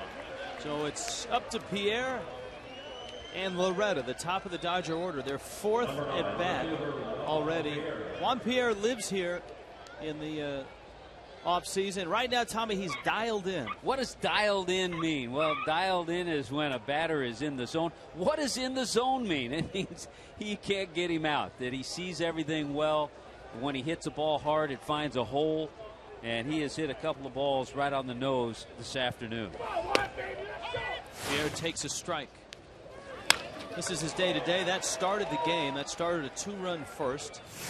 And then in the 3rd, when John Karanka was scuffling, he came out and he greeted Hayden Penn with a double. Boy, he really pulled his hands in quickly on that pitch from Hayden Penn to double down the right field line. You wish that guys like Emilio Bonifacio or Alejandro De Aza or anybody around baseball that's a Willie Taveras could spend time around Pierre just to watch his work regimen as a bunter. And many times, whether it's as a Marlin or as a Cub or as a Dodger, we would get to the ballpark and no one was hitting yet, but there was Pierre bunting. He'd have a bucket of balls. He'd take it out by himself. He'd have somebody throwing to him from very close, from about halfway to the plate. So it appeared to get on him a little faster, a little harder, and he'd be dropping bunts down. Third base line, dragging bunts. Here's Loretta.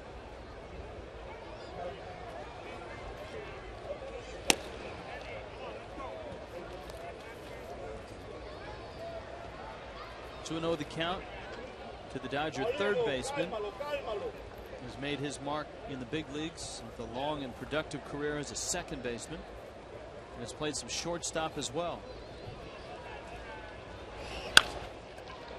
Diving stop, Helms on his feet. Heck of a play by Wes Helms in a 1-2-3 inning from Badenhop.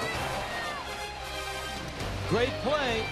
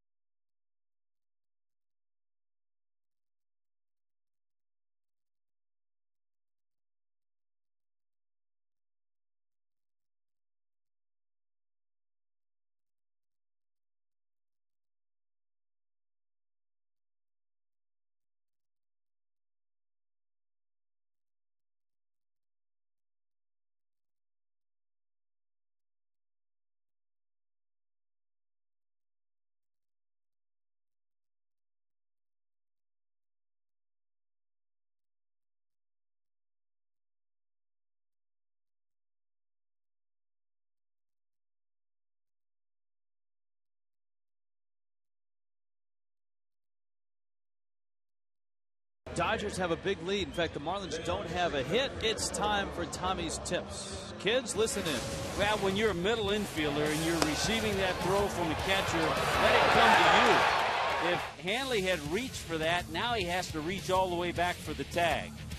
He took the short hop, let it come to him, and he was able to tag out Juan Pierre.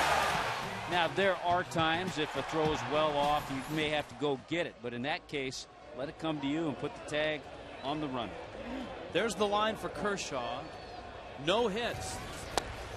The Marlins came close. In fact, Bonifacio, the first hitter, smacked one up the middle that Hudson made a diving catch on.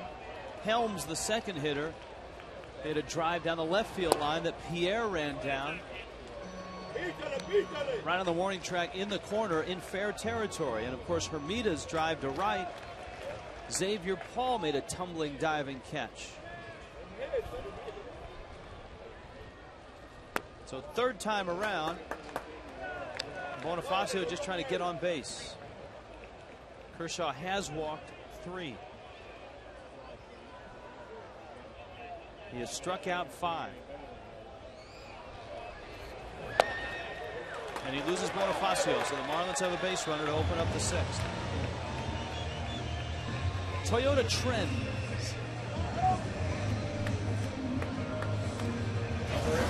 Bonifacio, 8-game hit streak is his career long. So 8 straight. He's not extended it. He's 0 for 2. Now Helms.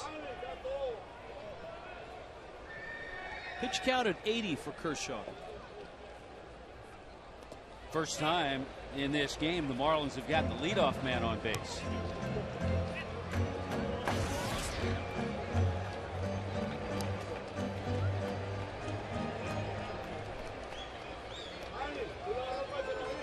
It's a good combination with the 40-year-old veteran catching the 21-year-old youngster.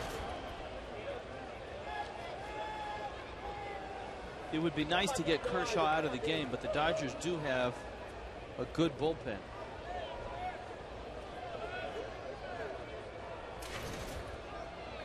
.86 ERA. That's where the Dodgers are with their pen. Anything under 4 is pretty good. Marlins bullpen at .351 is second in the National League, behind the Mets, who are at 3.05. Helms check swing, went around. The Mets right now doing it without J.J. Putz. He's going to be out a little bit.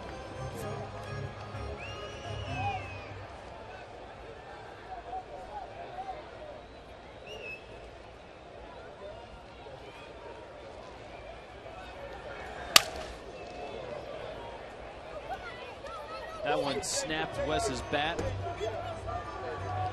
At 94-mile-an-hour fastball.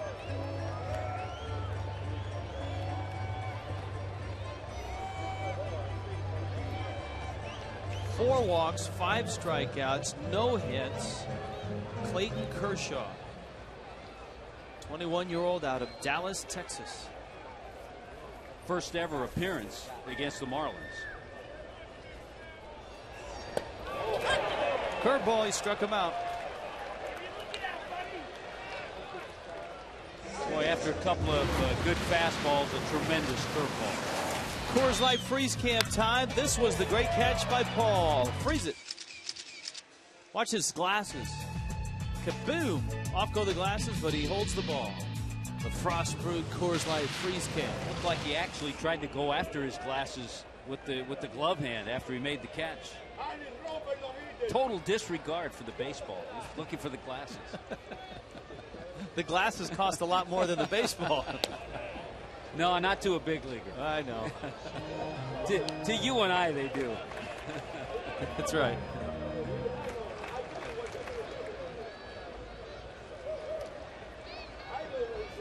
Hanley trying to extend his hitting streak as well. If he can, it would equal his career high. I think the Marlins would just settle for a couple runs here.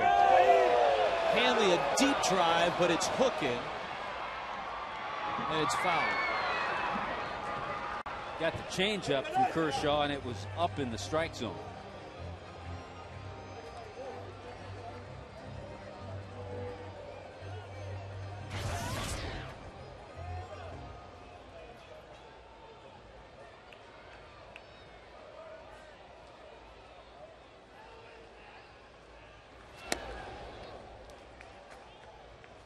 Two and one. Marlins and Diamondbacks tomorrow night. Dan Herron, Ricky Nolasco.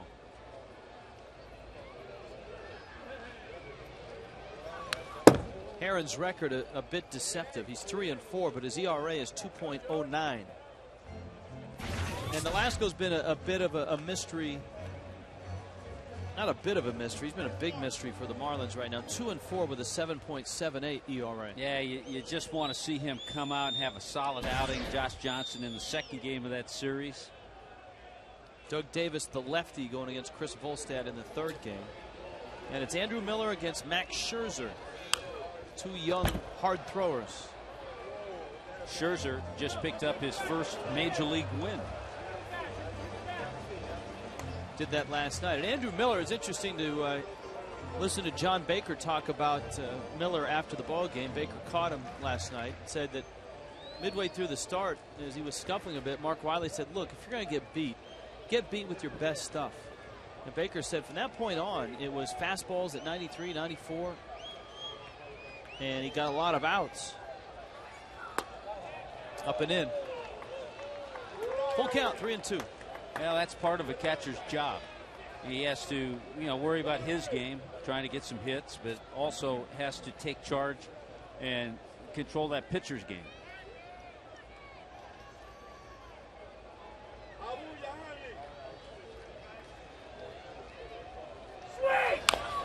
Check swing. Kershaw off the mound, picks it up, fires the first in time to get Hamlin. So there's 2 outs, and up comes Cantu. Up for debate, poll question. Which rival do you dislike the most? The Mets. Surprisingly. Hey, and surprisingly enough, I did not vote in this. Which feature of the new ballpark are you most excited about? The retractable roof, the swimming pool, baseball-only seating configuration, or new concessions? You know who you and I like that food stuff, so. Yeah. David Sampson will be our guest on Tuesday night, on Email Tuesday night. And so if you have questions about the ballpark, think about them and shoot them to us on Tuesday night. David may have an idea of some of those new food items that might be available.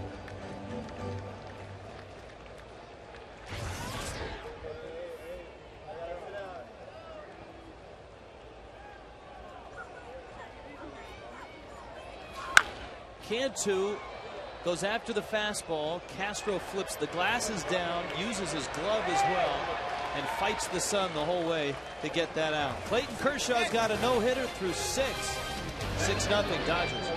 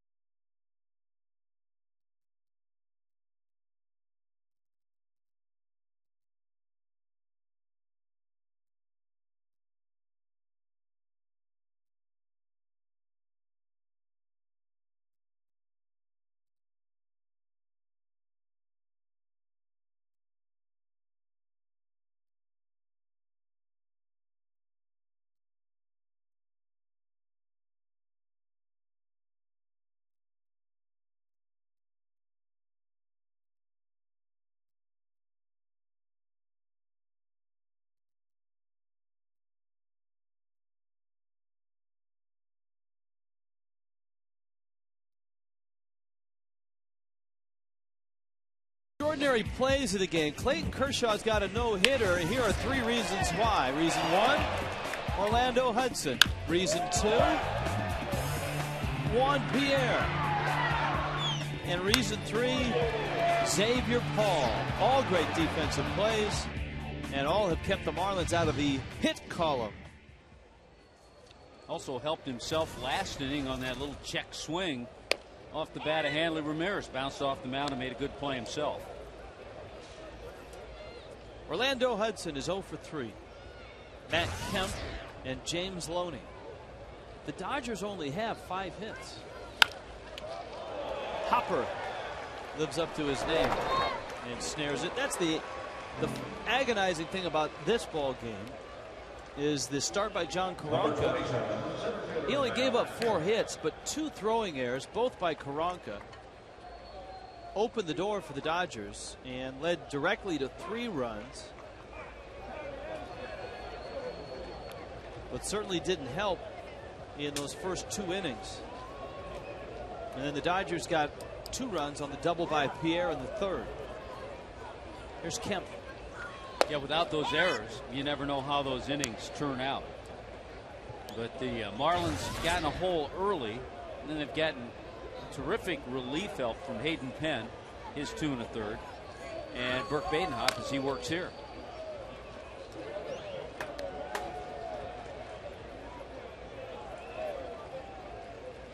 John Karanka watching this one.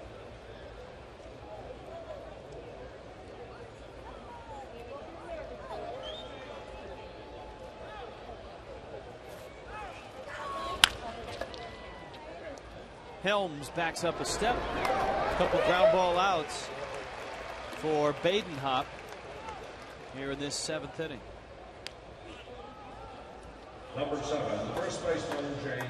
It's the Diamondbacks for 4, and then a Fish Friday when Evan Longoria and the Rays step in here at 7:10 on Friday night. A CBS 4 for 54 pack will get you into the ballpark for cheap, and you can play Billy Bingo for your chance to win one of 100 opening day lineup cards autographed by Freddie Gonzalez. 1-877 Marlins.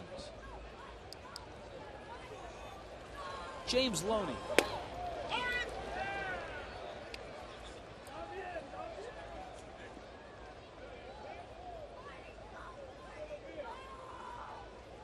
Loney, one of the guys that Tommy described last year as having a solid year. He drove in 90 runs, and he bloops this one into left center field. Kind of served the ball out to left field.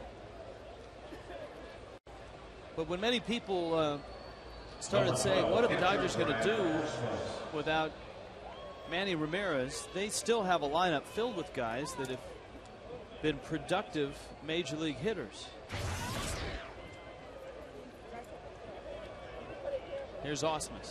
He does not fall under that category, Brad Ausmus, as a productive major league hitter. Never a guy that has driven in a lot of runs or hit a lot of homers, but has had plenty of quality years behind the plate. Padres, Tigers, Houston, 3 Gold Gloves. Not bad for a guy that was chosen in the 48th round. Pretty amazing. Of course, Dartmouth isn't scouted that highly, I would imagine. But he has had a tremendous career. And it was the Yankees that drafted him back in 1987. And how about this one? I mean, just interesting things come up when you read about Brad Ausmus, a catcher. He's never been on the disabled list. That is amazing.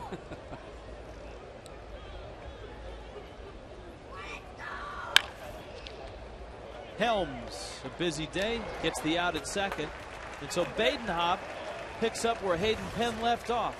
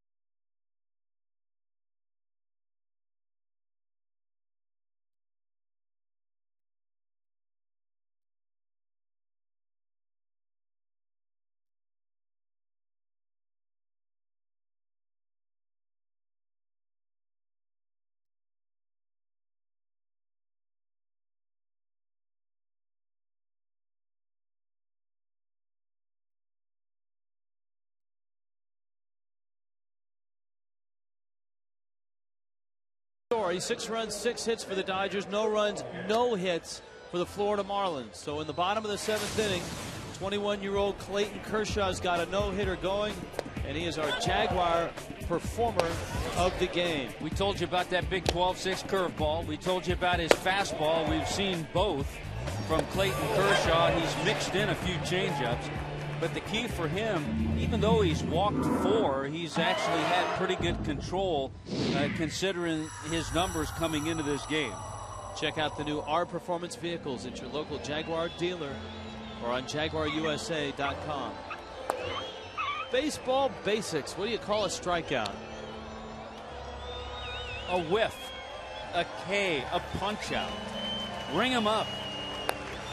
And any way you look at it, it's not a real good feeling when you're a hitter, as you make that turn and have to head back to the dugout. And certain ballparks over the years were always tougher. Think about striking out in Oakland, the old Oakland Coliseum. It'd take you forever to get back to the dugout. Struck out in Houston, the Astrodome wasn't that bad. It was real close. So you could get into the dugout in a hurry. The Astrodome had the longest dugouts in baseball history, didn't it? As I remember it, the dugouts started almost not directly behind home plate, but right around home plate and went all the way around the base. Well, the dugouts were so long in Houston that the bullpen would occupy the end of the dugout part that was closer to third base. Because there was really no bullpen, they would get up and warm up down the mound down the left field line. So you could avoid your manager if you did something wrong. Oh, yeah, yeah. Did you ever try that there? Oh, yeah. San Diego, too. Here's Hermida. Hey, by the way, how about this? You know how it all comes back. It all comes around. All right. Things we talk about. You mentioned one of the many Dodger no-hitters. One of those tossed by Ramon Hernandez.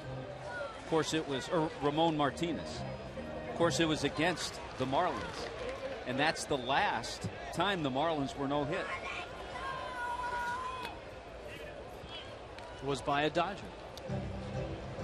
So it all comes back. Pedro's older brother no-no'd the Marlins back in July of '95. Hermida going after a high fastball. And that's what's impressive about Kershaw today is the number of fastballs that the Marlins have swung and missed on.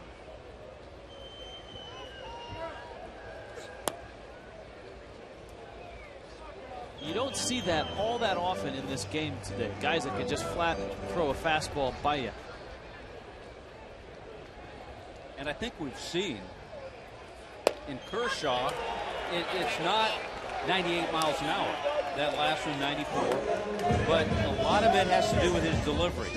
Short arms, hides the ball, hard to pick up. And so when you see a pitcher that delivers like that, a guy that comes to mind, 15, 20 years ago, who had a nice run with the Mets, Sid Fernandez. Everybody thought Sid Fernandez threw 95 miles an hour. He threw in the upper 80s, but he was really hard to pick up. Ugla takes a strike.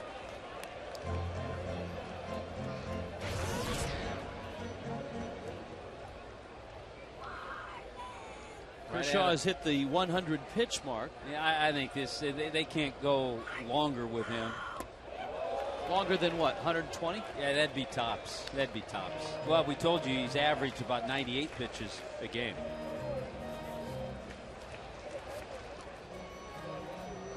Most he's thrown this year, 105, and those were his first two starts of the season.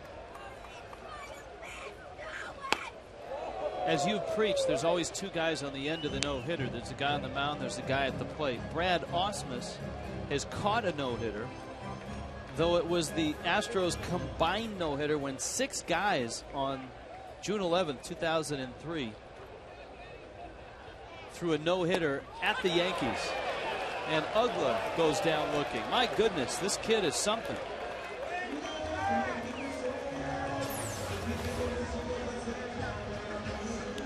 Well, all of a sudden, he is finding perfect control with his fastball.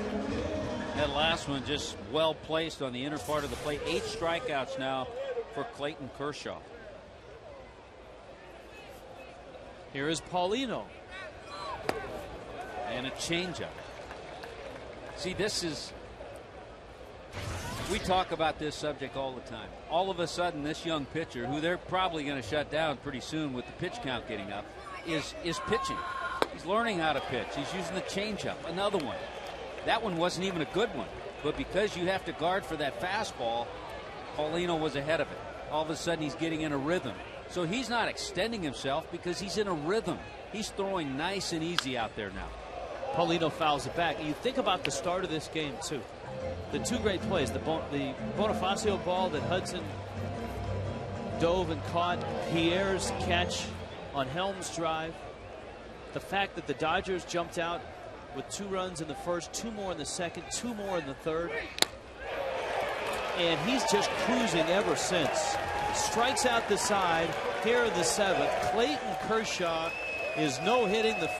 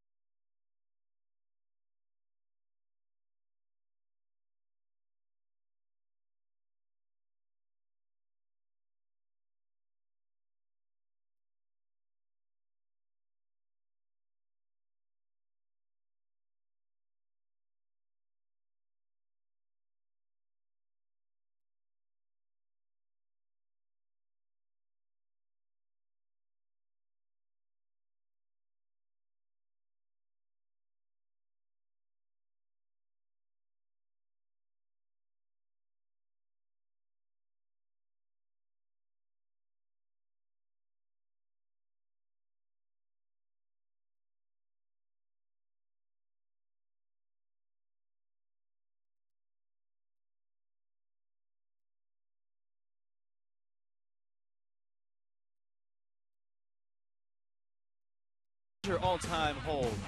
I like this because you get to see some names that like the offensive linemen of baseball. Paul Quantrill, Broxton we've seen, Antonio Osuna, Scott Radinsky. Left-hander had a nasty delivery. Just as middle relievers keep their team in the game, you two can stay in the game with Just for Men hair color. Well, Rich, how about this? Clayton Kershaw is due up 3rd this inning for the Dodgers.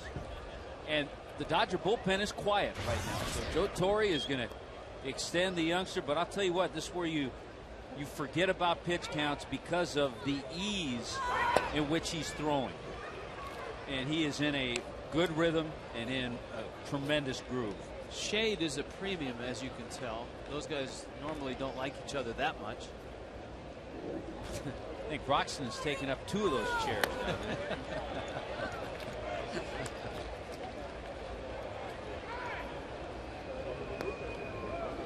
Xavier Paul, then Juan Castro, and then as Tommy pointed out, Clayton Kershaw.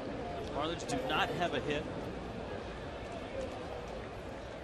Joe Torre in the dugout.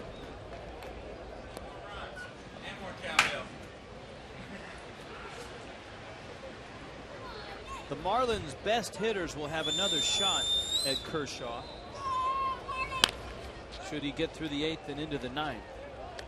In the 8th, Cody Ross, the pitcher's spot, and Emilio Bonifacio. And then following, you'd have Helms Ramirez, and Cantu. But Kershaw has mowed them all down. The other story here in this ball game is the Marlins bullpen. On a day where they desperately needed their starter to get deep to save some arms, he didn't. John Karanka went just 2 2/3, but Hayden Penn went 2 1/3 scoreless. Bert Badenhop has gone 2 scoreless, and he walks Paul to open up the 8th. Number 14. The other thing I'll bet you Joe Torre is secretly hoping for here is a quick half inning here, rather than have his team bat around and spend 20-25 minutes. And then he may, when Kershaw takes the mound, he may have somebody starting to get loose. Should the Marlins get a base hit, then he would go to his bullpen. Castro. Badenhop throws a strike.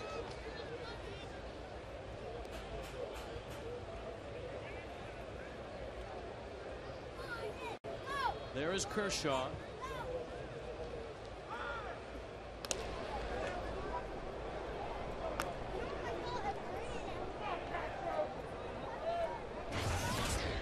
Castro homered in the second. A little hit and run combination with these two guys. Badenhop spins one up there, and it's 1-1.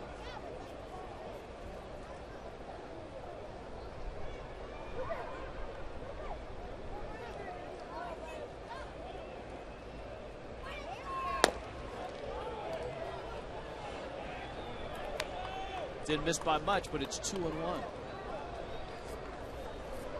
That game in Atlanta was postponed. Arizona and Atlanta. So that could change the rotation for the series against the Marlins. Is it a John Garland start? Mm-hmm. A shot to left and a base hit by Castro.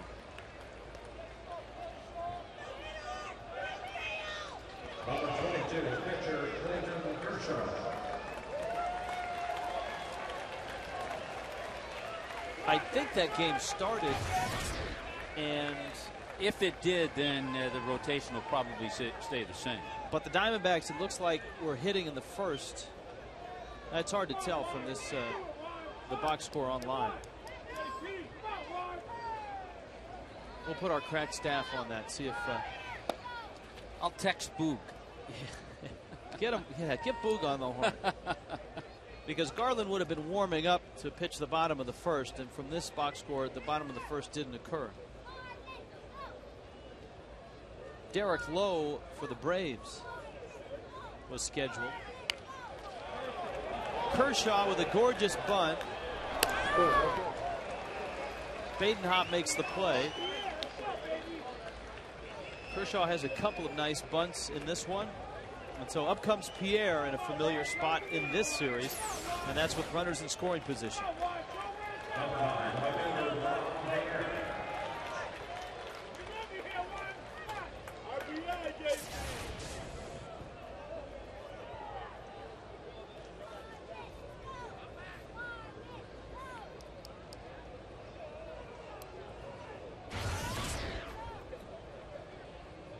The Marlins are going to walk Pierre, and Badenhop will face Loretta.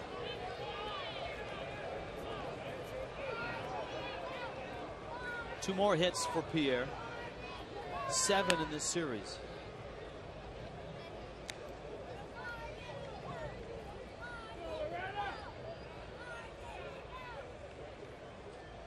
Nationals and Phillies are in the 5th, tied 5-5. Talked about the Phillies winning that doubleheader yesterday against Washington. Brewers are beating St. Louis 4-0 in the 4th.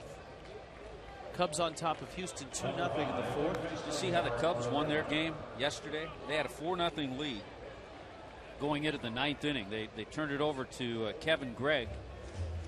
He gave up back-to-back home runs to Berkman and Carlos Lee. Gave up 4 runs. Houston tied it, but the Cubs won 5-4. After the game, Lou Piniella, in what is always a colorful and entertaining post-game press conference, Can only imagine, was asked if he would use Kevin Gregg as a closer today. And Piniella's response is, what are you going to do? He's my closer. Well, he's had trouble with Marmol, too, in throwing strikes, getting the ball over the plate. Hey, that's only the 6th time in Juan Pierre's career that he's been intentionally walked.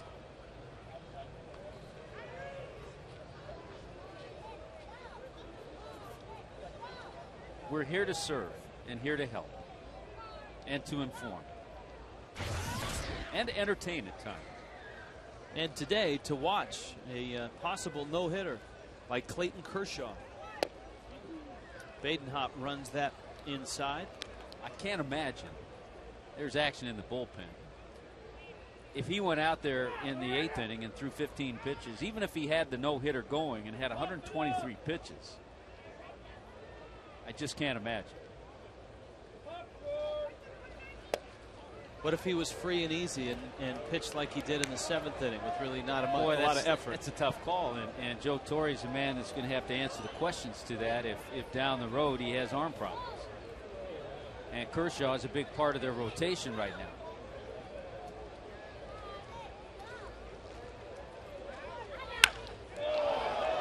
Loretta drives that one to left center and hits it deep and off the wall. Ross will pick it up. 1 run will score. Castro crosses, and the Dodgers tack on 2 more. Mark Loretta, 2nd hit, is a 2-run double.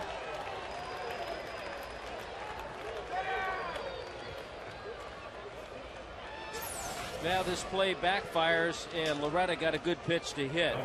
And how about the production that the guys have given Joe Torre, his bench players, today? Loretta with 2 hits, that big double and 2 RBIs. Xavier Paul is 0 for 3, but he walked and scored a run. Juan Castro has 2 hits, 1 a home run. He scored 3 times. And Brad Ausmus has a hit. Infield's in. Pinto is up. And Badenhop misses outside to Orlando Hudson. It's an area too here for Freddie that he, if he had a choice, would like to avoid exposing Badenhop twice to the lineup. You know, one time around for a middle relief guy is usually what you want. And that's why I think Badenhop is best served doing that. We've talked about him as a starter or as a reliever. Better numbers last year coming out of the bullpen. But the last thing you want to do now when it's 8-0 is start running more arms out there. Badenhop catches the corner.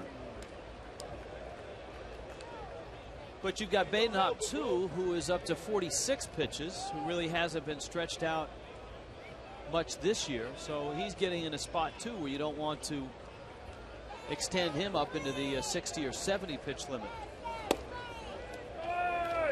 And remember, just 29 pitches from Hayden Penn in his 2 1/3. Kershaw can only wait. And that's, you know, I made the point at the start of the inning. One thing the Dodgers didn't really want, I know they were up 6-0, and it's great to score runs. But to have a long inning where they're at bat and Kershaw's sitting on the bench probably just adds to Joe Torre's anxiety over this decision. Ideally, you'd like to get him in and get him right back out there.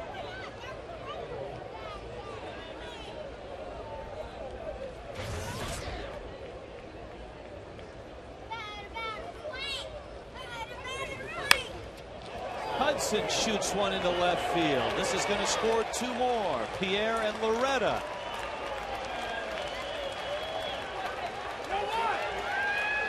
The O-Dog contributing.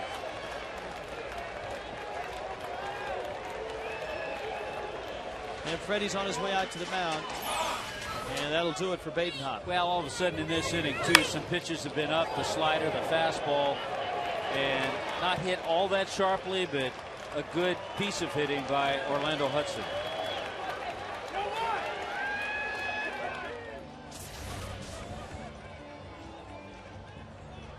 So Badenhoff exits. Here's our Marooney called to the bullpen.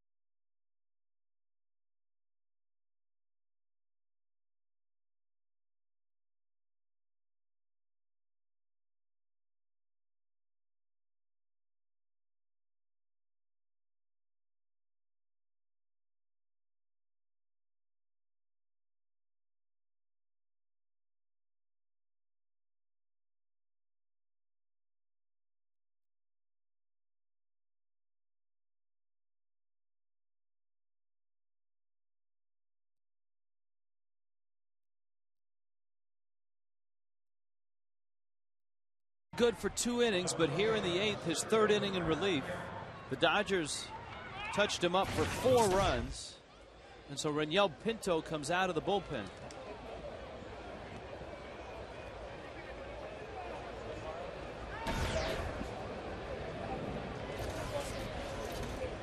Pinto here in the 8th. 10-0 game, and Matt Kemp takes high. It's 1-0. Kemp is 0 for 3.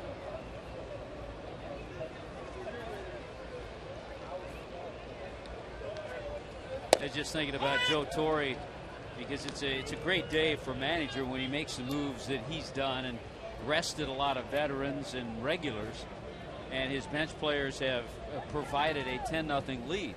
He can relax.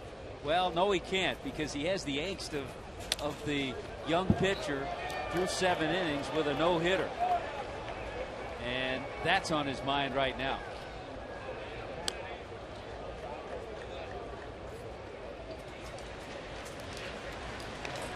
Well, we saw Troncoso up, and now Guillermo Mota is in the bullpen.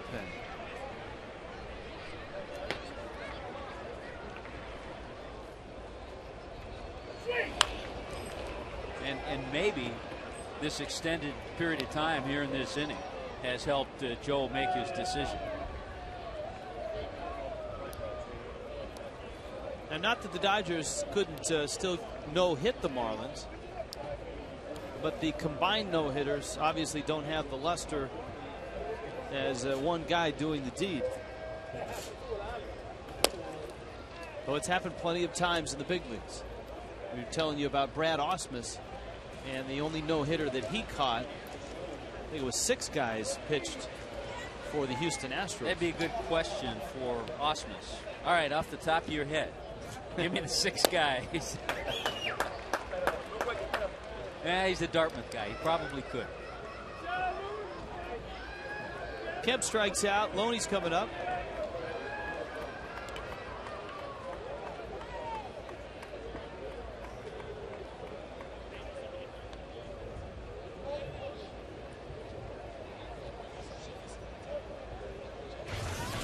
Number 7, first baseman James Loney. Loney had one of the bigger at bats early in the game. The Dodgers had the bags loaded with 1 out, and Loney check swing a roller to the mound. John Karanka had to make kind of a sprawling catch, and as Karanka rolled over, He tried to throw from his backside at a very awkward angle to the plate and ended up throwing it away, and 2 runs scored. And that was an indication of what kind of day it would be, not only for the Marlins but also for Karanka, who would then throw one into center field in the 2nd inning on a comebacker that looked like a double play ball, and that cost him a run as well. When he left, it was 6-0.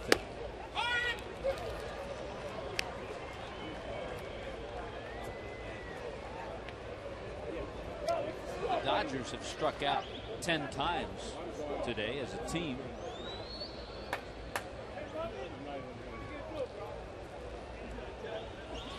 We've spent this long half inning thinking about what's going through Joe Torre's mind. What do you think's going through Clayton Kershaw's mind?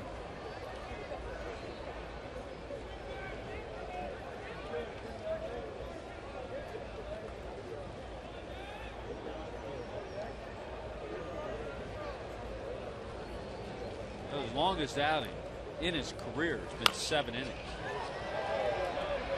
There's a pop-up. Helms comes over and makes the catch, and we'll see if Kershaw comes out. He is no-hitting. Yep, he's coming out to face the Marlins with a no-hitter into the 8th.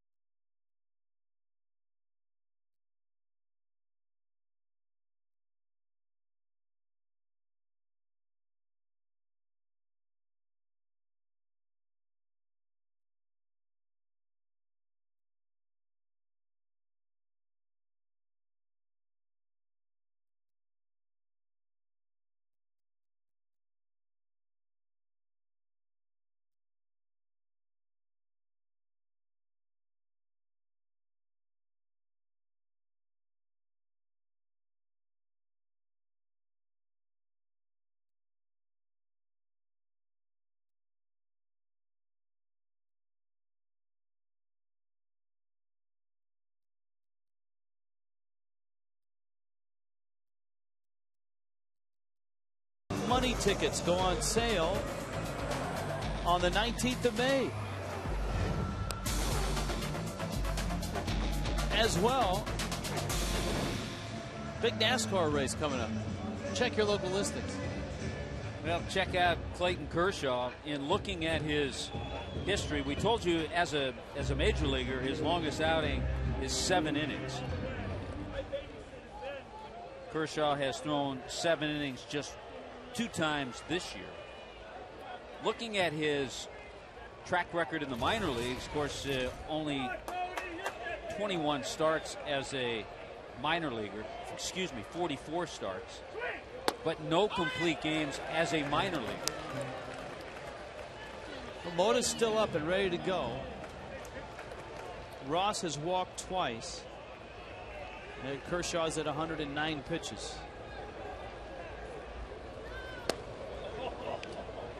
I'm not so sure if you're Joe Torre, you're actually wishing for a hit. You'd love to see the no-hitter, but I don't know if he can go into the 130 pitch count with it. That's why he has Mota up, because if there's a base hit, he'll bring Mota in. That'll make his decision.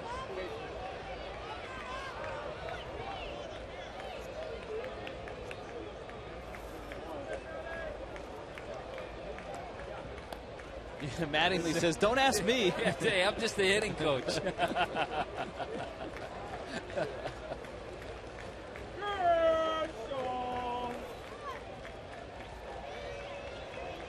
And Joe Torre has witnessed a few. Ross into left field. This is going to be a base hit, and it's going to get to the wall. The Marlins have broken up the no-hitter, and they do it with nobody out in the eighth. Big sigh of relief from Joe Torre. And that is our Checkers double of the game. Well, the fastball's up. Cody Ross jumps on it. He's had a nice series, 3 for 7 in this series against the Dodgers. Couple of doubles, hits that ball well. Had a big home run the other night against Eric Stultz. And yep, that made the decision for Joe Torre. Just a tremendous outing for the youngster, though, Clayton Kershaw.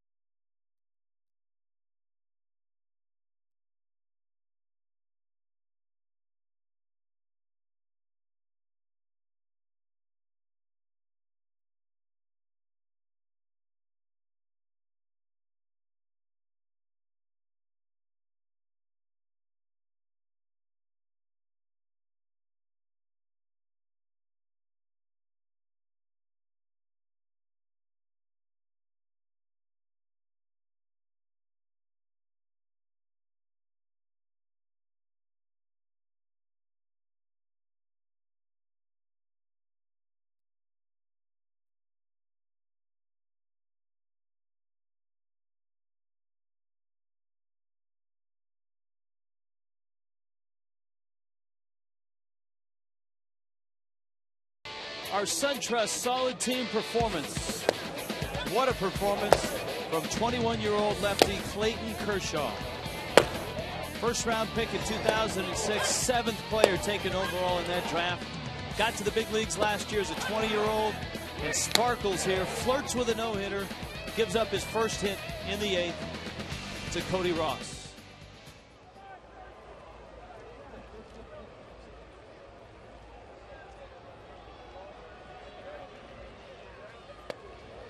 And here is Guillermo Mota facing Alejandro De Aza. Mota spent a year as a Marlin back in 2005, 2004, and 5. Came over in that Paul LaDuca deal. Brad Penny, Hesop Choi going to the Dodgers. Good fastball, real easy motion, good changeup.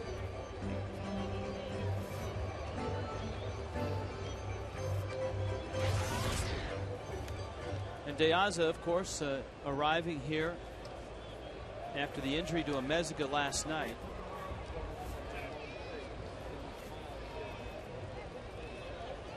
And he hits that one sharply. The O-Dog knocks it down. And by a step, he gets De Aza. That's what makes Hudson so good. On a ball like that, where he just gets a piece of it, he is quick and athletic enough to recover and get the out. Yeah, was able to knock it down and keep it close. He knocked it down, saw right where it was, and didn't panic, even though De Aza gets up that line quickly. In the meantime, Cody Ross moved over to third. So Bonifacio now.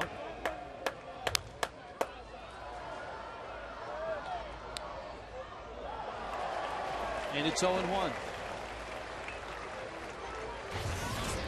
Blue Jays won again today, 8-2. Roy Halladay is 8-1.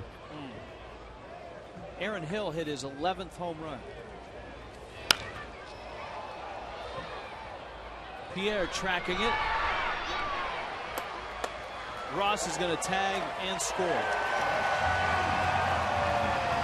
The Marlins do have a run.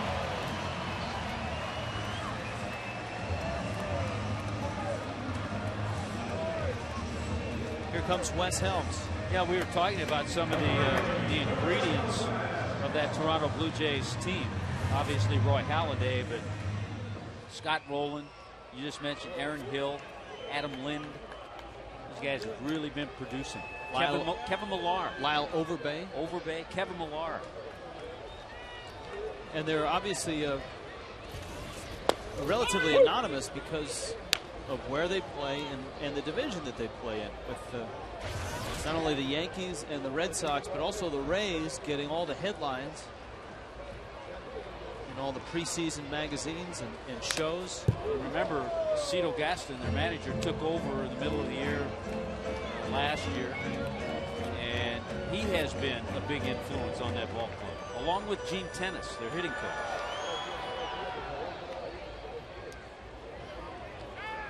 So Kiko Calero down in the bullpen. Yeah. He's going to get caught sooner or later. Yeah.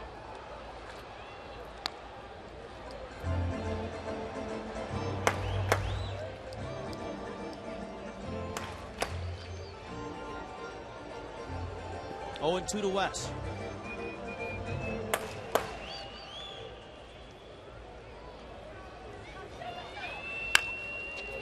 Little half swing, out to Castro at short, and the Marlins are done. No hitter gone, but it's still 10-1.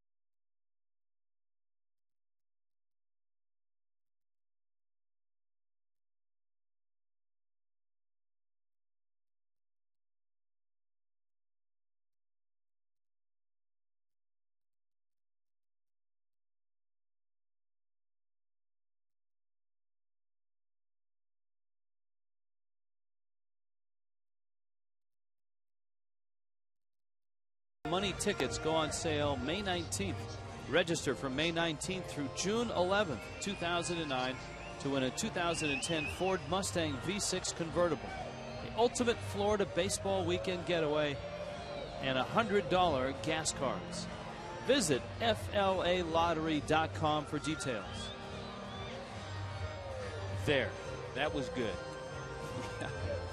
Yeah, I was expecting the last time a Mustang to come out, and it turned out to be a lot faster car. Yeah, and by the way, here's that situation that Freddie was hoping to avoid, but there's just no way to avoid it, is bringing Kiko Calero into a 10-1 ball game. Because there may be, and he'll be ready if needed tomorrow night, there may be a situation in a close game that you're going to want to bring him in.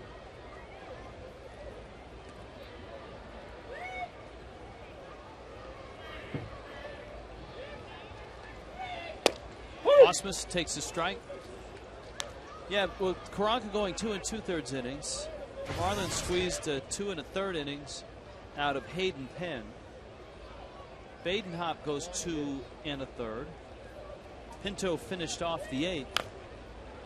And here is Calero. Yesterday, the Marlins used Carlos Martinez, but remember, Carlos Martinez was sent down, and so he's not here or available. Dan Meyer worked yesterday. Nunez has worked 3 days in a row, so you got to stay away from him.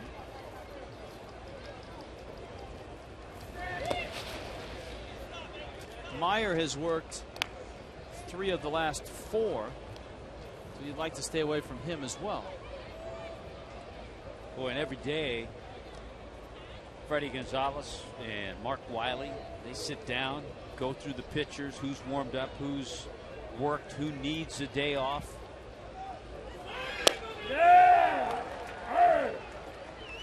Osmus goes down. This was the move at the start of the day for the Marlins. Martinez option to New Orleans. He pitched pretty well. De Aza is here, and we've seen him in the game. Vandenberg on the 60-day disabled list. I think the fact that De Aza is here is an indication that the injury to Amezaga, the Marlins are hopeful that it's only a 2 or a 3-day thing. If Amezaga's injury was bad enough to go on the disabled list, the Marlins probably would have brought Brett Carroll back up. But the rule is when you send a guy down, you cannot bring him back up within 10 days unless there is an injury. And the definition of an injury is placing someone on the disabled list. So I think the Marlins are kind of waiting and seeing how Amezaga responds to treatment on that left knee. If it looks like it's going to be a couple of days, then you're not going to see him go on the disabled list. But if it looks like it's going to be longer and needed, then a Brett Carroll could be called back if Amezaga has to go on the disabled list. By the way, Rich, they have changed a little bit of that rotation, the Arizona Diamondbacks. Dan Herron will pitch tomorrow. And John Garland, who was scheduled to pitch in Atlanta today, they were rained out today, is going to pitch the Tuesday game. And the Wednesday and Thursday starters are TBA, to be announced. Well, the Diamondbacks just brought up one of their young prospects, Brian Augustine. So they may stick with him, maybe give him a game off or move Scherzer up. They may change that, but the first 2 are Herron and then Garland. Doug Davis, the other guy in that rotation, is a lefty. The Marlins will have the top of their rotation from Monday on in those 4 games. Nolasco, Johnson, Volstad, and Miller.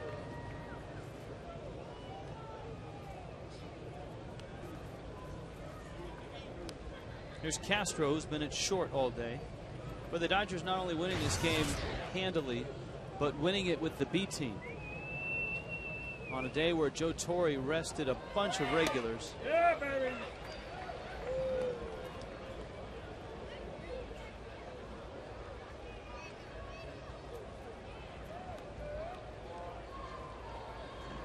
Anibal Sanchez, as we told you yesterday, the news on Sanchez is better than expected. He's starting to throw again. Does not have discomfort in that shoulder.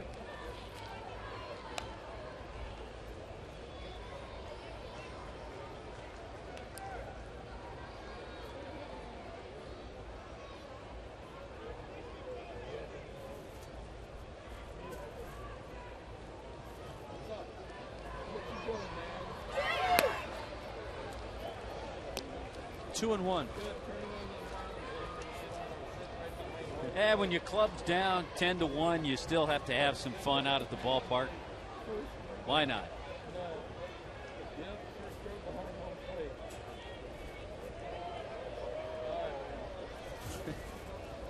I'm in a white t-shirt. White t-shirt.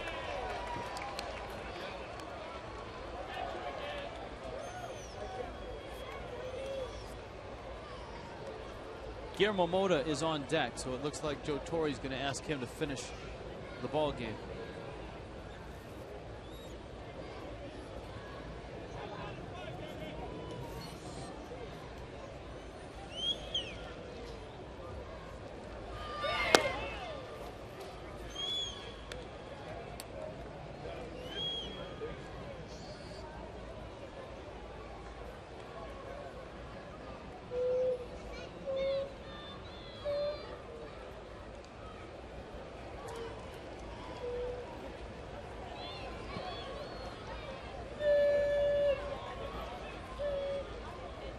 3-2.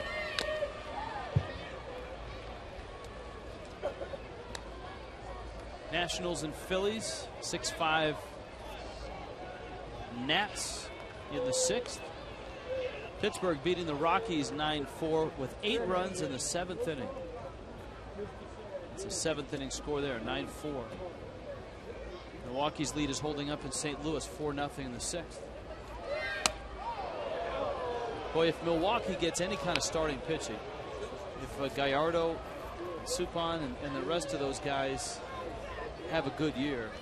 They were very impressive when we were in Milwaukee, just watching them offensively. Well, they shut out St. Louis 1-0 yesterday. Got 7 shutout innings from Jeff Suppan. And they're shutting out the Cardinals, who have hit a little down spell turn right now, too. A couple of guys on the DL. Eric Ludwig, Rick Ankiel. So they're losing some of their stock in the middle of that lineup to protect Albert Pujols. Cubs are losing today as well, 4-2 in the 5th. Ivan Rodriguez has homered for Houston.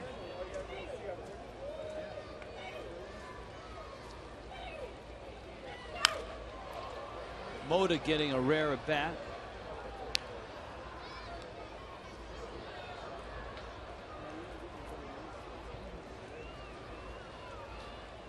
Marlins Live.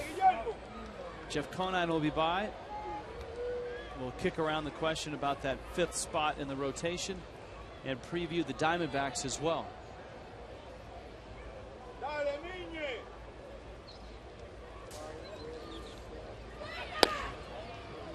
The other thing that Freddie didn't want to have happen in this inning for Kiko Calero was for him to have a high pitch inning.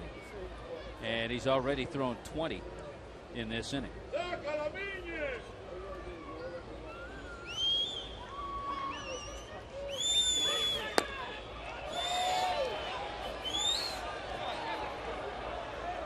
It's a strike. And Moda's out.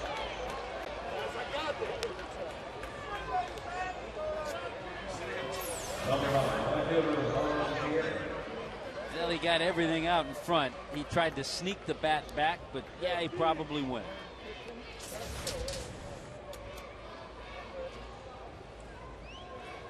So Pierre, who is 2 for 4, Singleton scored in the 1st, 2-run double in the 3rd.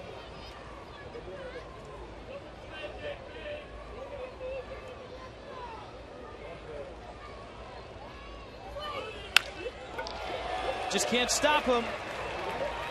It's in the gap. It's going to score a run.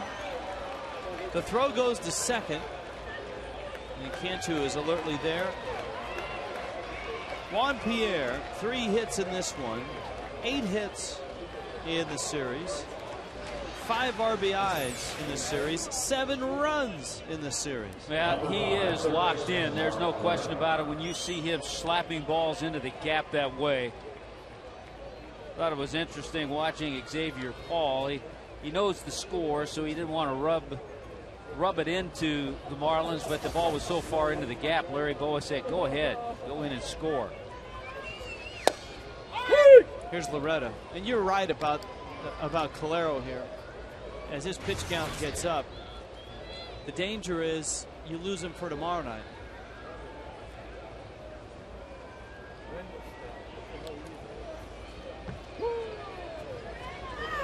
This is how this is a perfect demonstration this afternoon how a starting pitcher can affect a lot of things. And it's not just John Karanka today. No, it's a buildup. Yeah, it's Andrew Miller last night who went 5 innings. It's Josh Johnson on Thursday who went 4 innings. It's Ricky Nolasco who's had numerous short outings. On Wednesday he went 3 2/3 innings.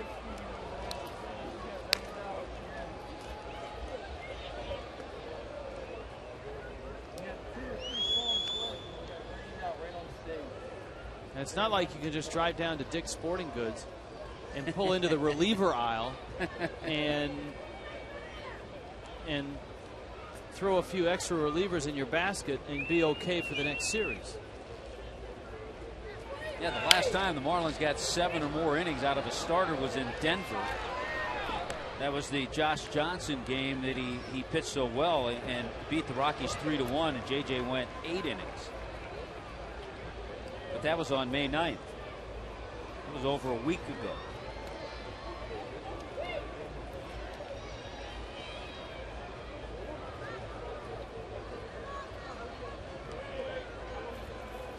And the starter before that, who went 7+ innings, Josh Johnson, May 4th.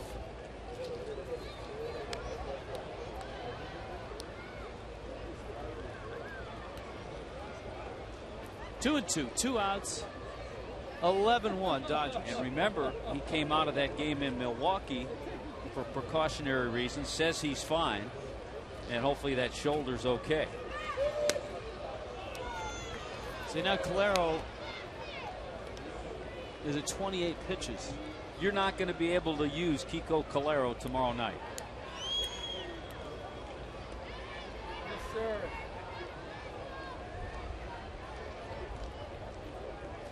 No, she's not with me.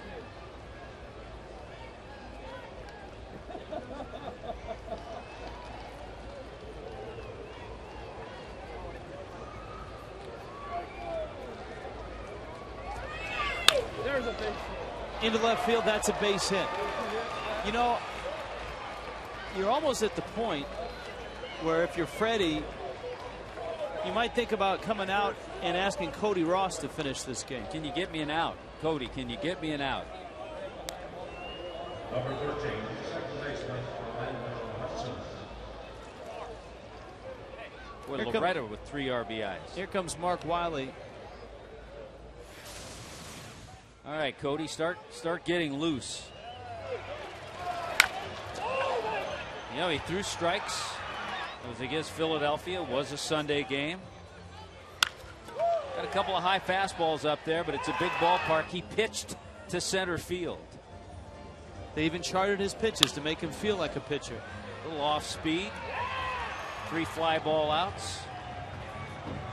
And Cody was only sore for a couple of days. But of course, the danger there is he didn't have a chance to warm up. He'd only have 8 pitches. So you'd be asking your center fielder to come in and throw 8 warm-up pitches and then go to work. And the chance of a injury there is apparent as well. So it's absolutely a no-win situation for Freddie Gonzalez right now. Dan Meyer is up in the bullpen to get loose. And he didn't want to use him today, I'm sure. Dan pitched in the ball game last night, an inning and a third.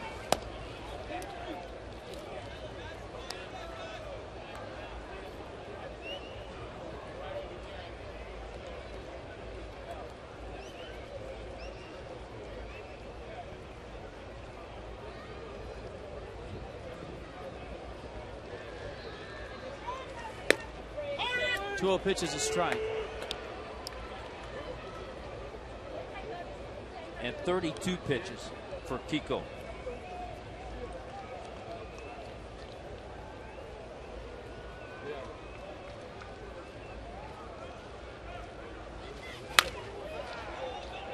And give Kiko Calero credit. He's a real pro.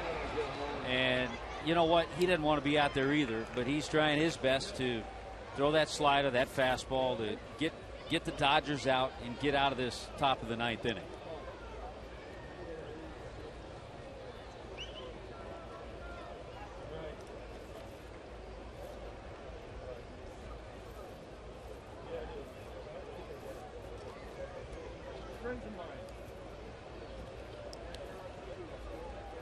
Hudson steps out, Calero steps off. 12-1.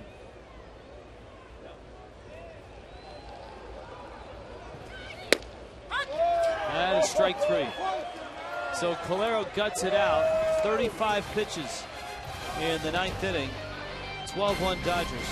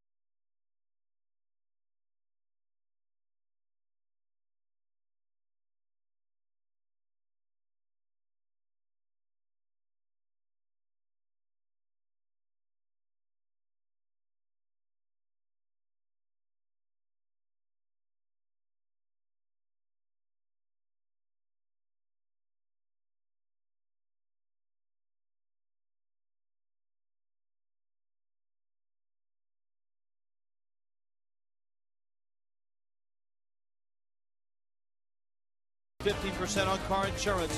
Visit us at geico.com or call 1-800-947-AUTO. By Tobacco Free Florida.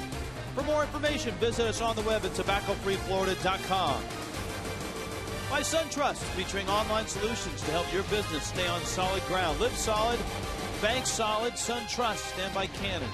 The all-new Rebel T1, now shooting in full HD video, inspired by Canon. 12-1 is the score. Hanley Ramirez is the hitter. And Guillermo Mota tries to finish what Clayton Kershaw started. And Kershaw nearly no-hit the Marlins. 7 innings of no-hit ball. Cody Ross's double opened up the 8th, chased Kershaw. So second inning in relief for Mota. And a couple of personal things now. You look at the game this way. Hanley trying to extend that hitting streak. Hanley comes into this AB 0 for 3. All of those at bats off Kershaw.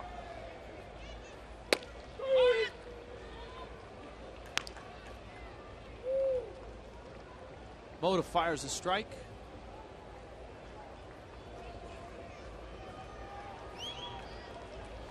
Dodgers going to improve their record to 26-13.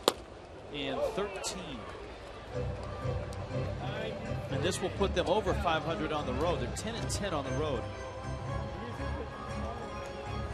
And the thing that's disturbing about the Marlins right now, obviously they have issues personnel-wise. But with a loss today, the Marlins will go to 7-9 at home.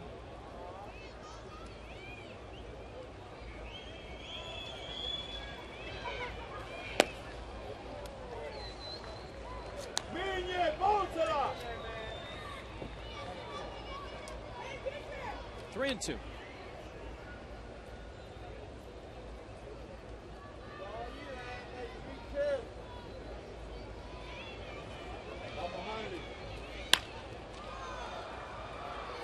A pop-up. Hudson fights the sun and makes the catch. Cue the NASCAR race. There it is. NASCAR on Fox heads to Charlotte, North Carolina, where Casey Kane will try to defend his title against a full field of the world's best drivers. Coverage of the Coca-Cola 600 from Charlotte begins next Sunday at 5 in high definition on Fox.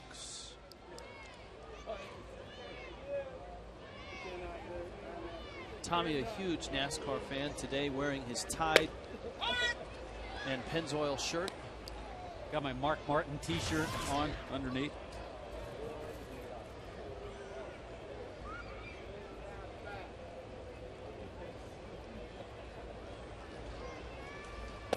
Cantu takes inside, and it's 1-1. So Diamondbacks tomorrow, 4-game series. Herron will make the start, with Nolasco for the Marlins. It's John Garland against Josh Johnson. And after that, the Diamondbacks are undecided. Volstad and Miller will make the final 2 starts. All 4 games at 7 o'clock.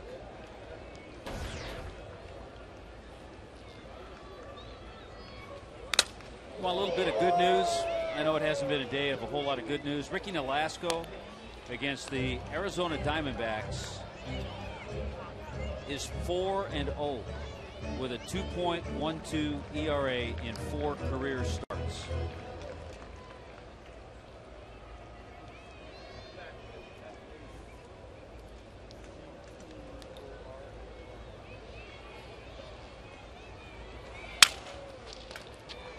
Cantu broke a couple bats there.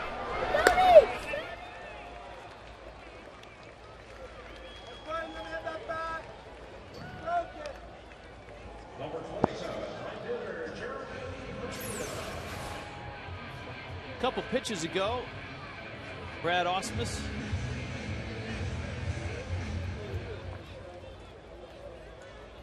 I think Brad Ausmus has had that happen a few times.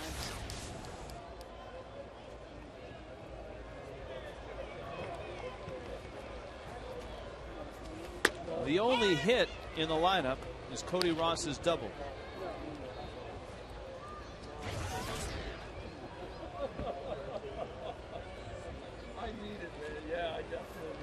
This will go down as Clayton Kershaw's greatest moment. Hermida has a hit. And you have the feeling at the age of 21, he'll have a few more dazzling moments as a pitcher.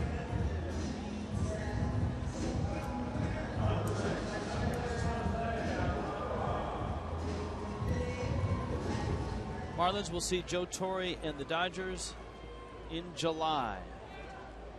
After the All-Star break, right? 24th, 25th, and 26th. 3-game series at Dodger Stadium.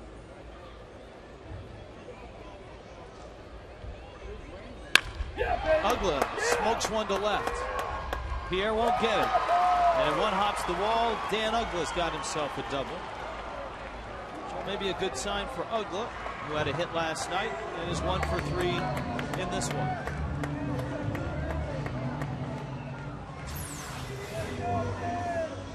A couple of good swings from Jeremy Hermida and Dan Ugla.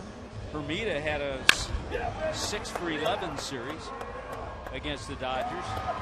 And Daniel's done some things in this series that have been on a positive note.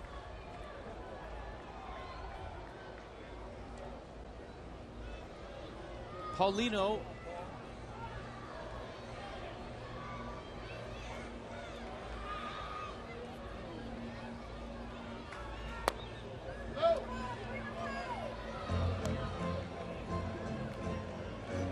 we should have a new rule.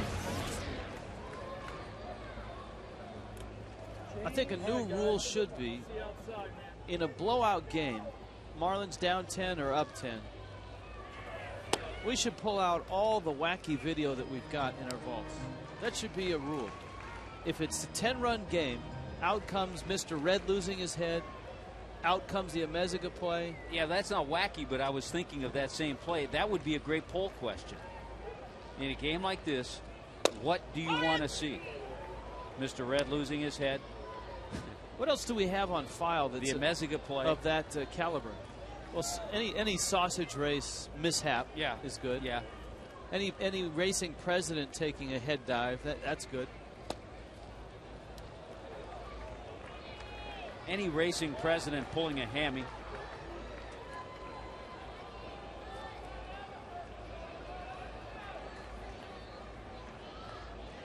We've got to have some more peculiar footage in our archives.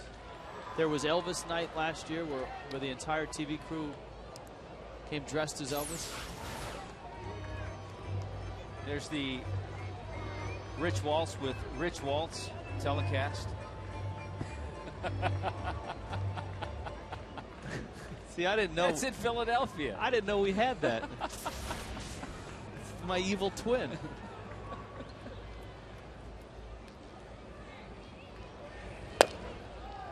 That's low. So Paulino walks. Here comes Ross. Oh, there's the evil Tommy twin. Something happened to my arms there.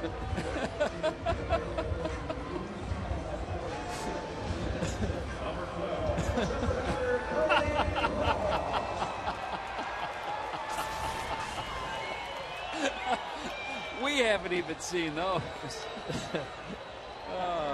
I should have looked in the vault before I volunteered. Be careful what you wish for.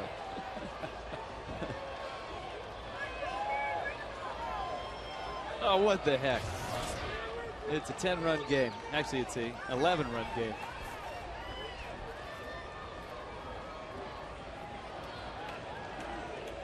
Ross has walked twice and doubled. So of all the Marlins in the lineup, Cody's had the best at bats. Plus, yeah, he's walked twice, so he's been perfect today. 1 for 1.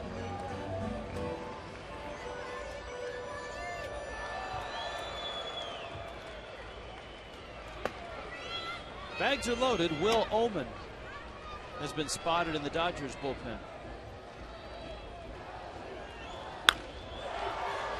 And a high pop-up that sends Loretta over. And he runs out of room.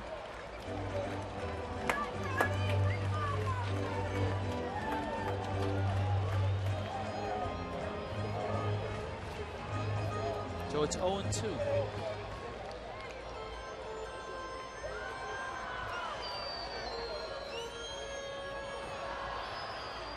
Ross Gloat is on deck.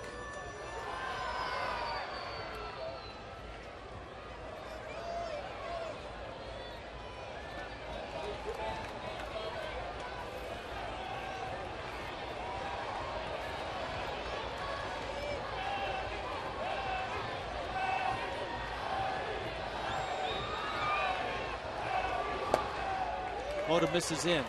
1-2. After 2 are out, Hermida singled. Ugla doubled. Paulino walked.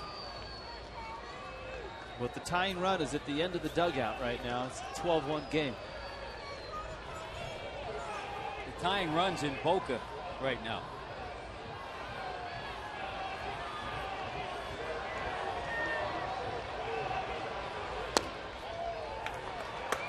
Two and two. You talked about it the other night. Cody Ross spent some time with the Dodgers. Cody originally drafted by the Detroit Tigers.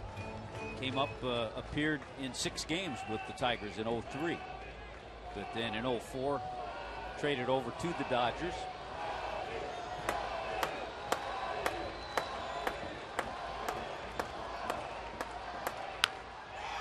Ross drives one foul.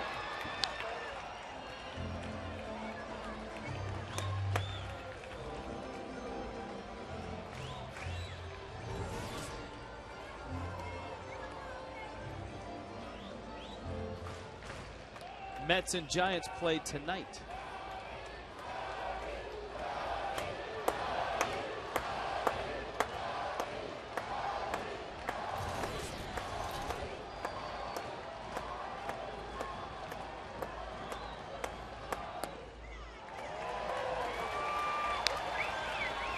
So it's full count. Yeah, you would have loved to have been inside Joe Torre's head when that 8th inning started, with Clayton Kershaw on the mound. He's seen plenty. He's seen perfect games.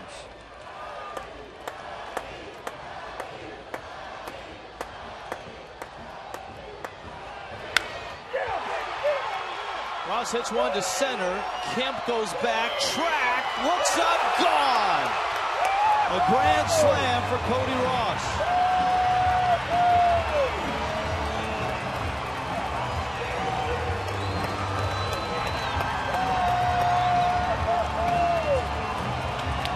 And those fans that hung around get rewarded. Yeah, that's why it's always kind of fun to hang around to the end of the game, see your home team do something positive. And yeah, the Marlins have had grand slams hit against them this year. So good to see the table turned, unfortunately, in a game of this nature. 3rd career grand slam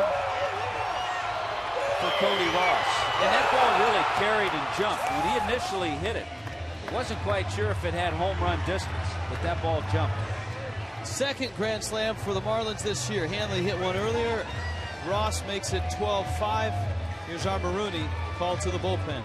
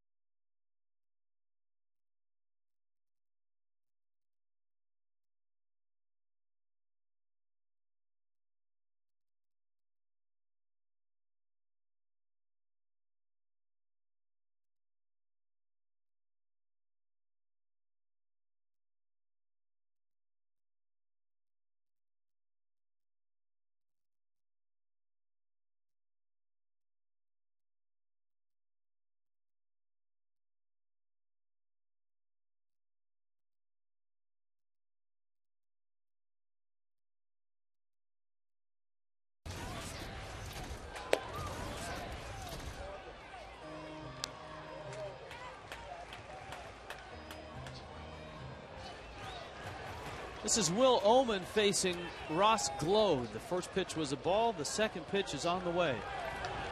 How about the series of Cody Ross against the Dodgers? 4 for 8, 2 home runs, and 7 RBIs. The numbers for the veteran.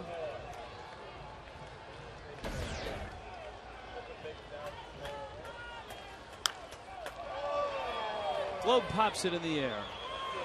Loretta makes the catch, and the Dodgers will head out of town, having won 2 of 3 in this series. And they almost get a no-hitter out of their 21-year-old lefty, Clayton Kershaw. 7 no-hit innings,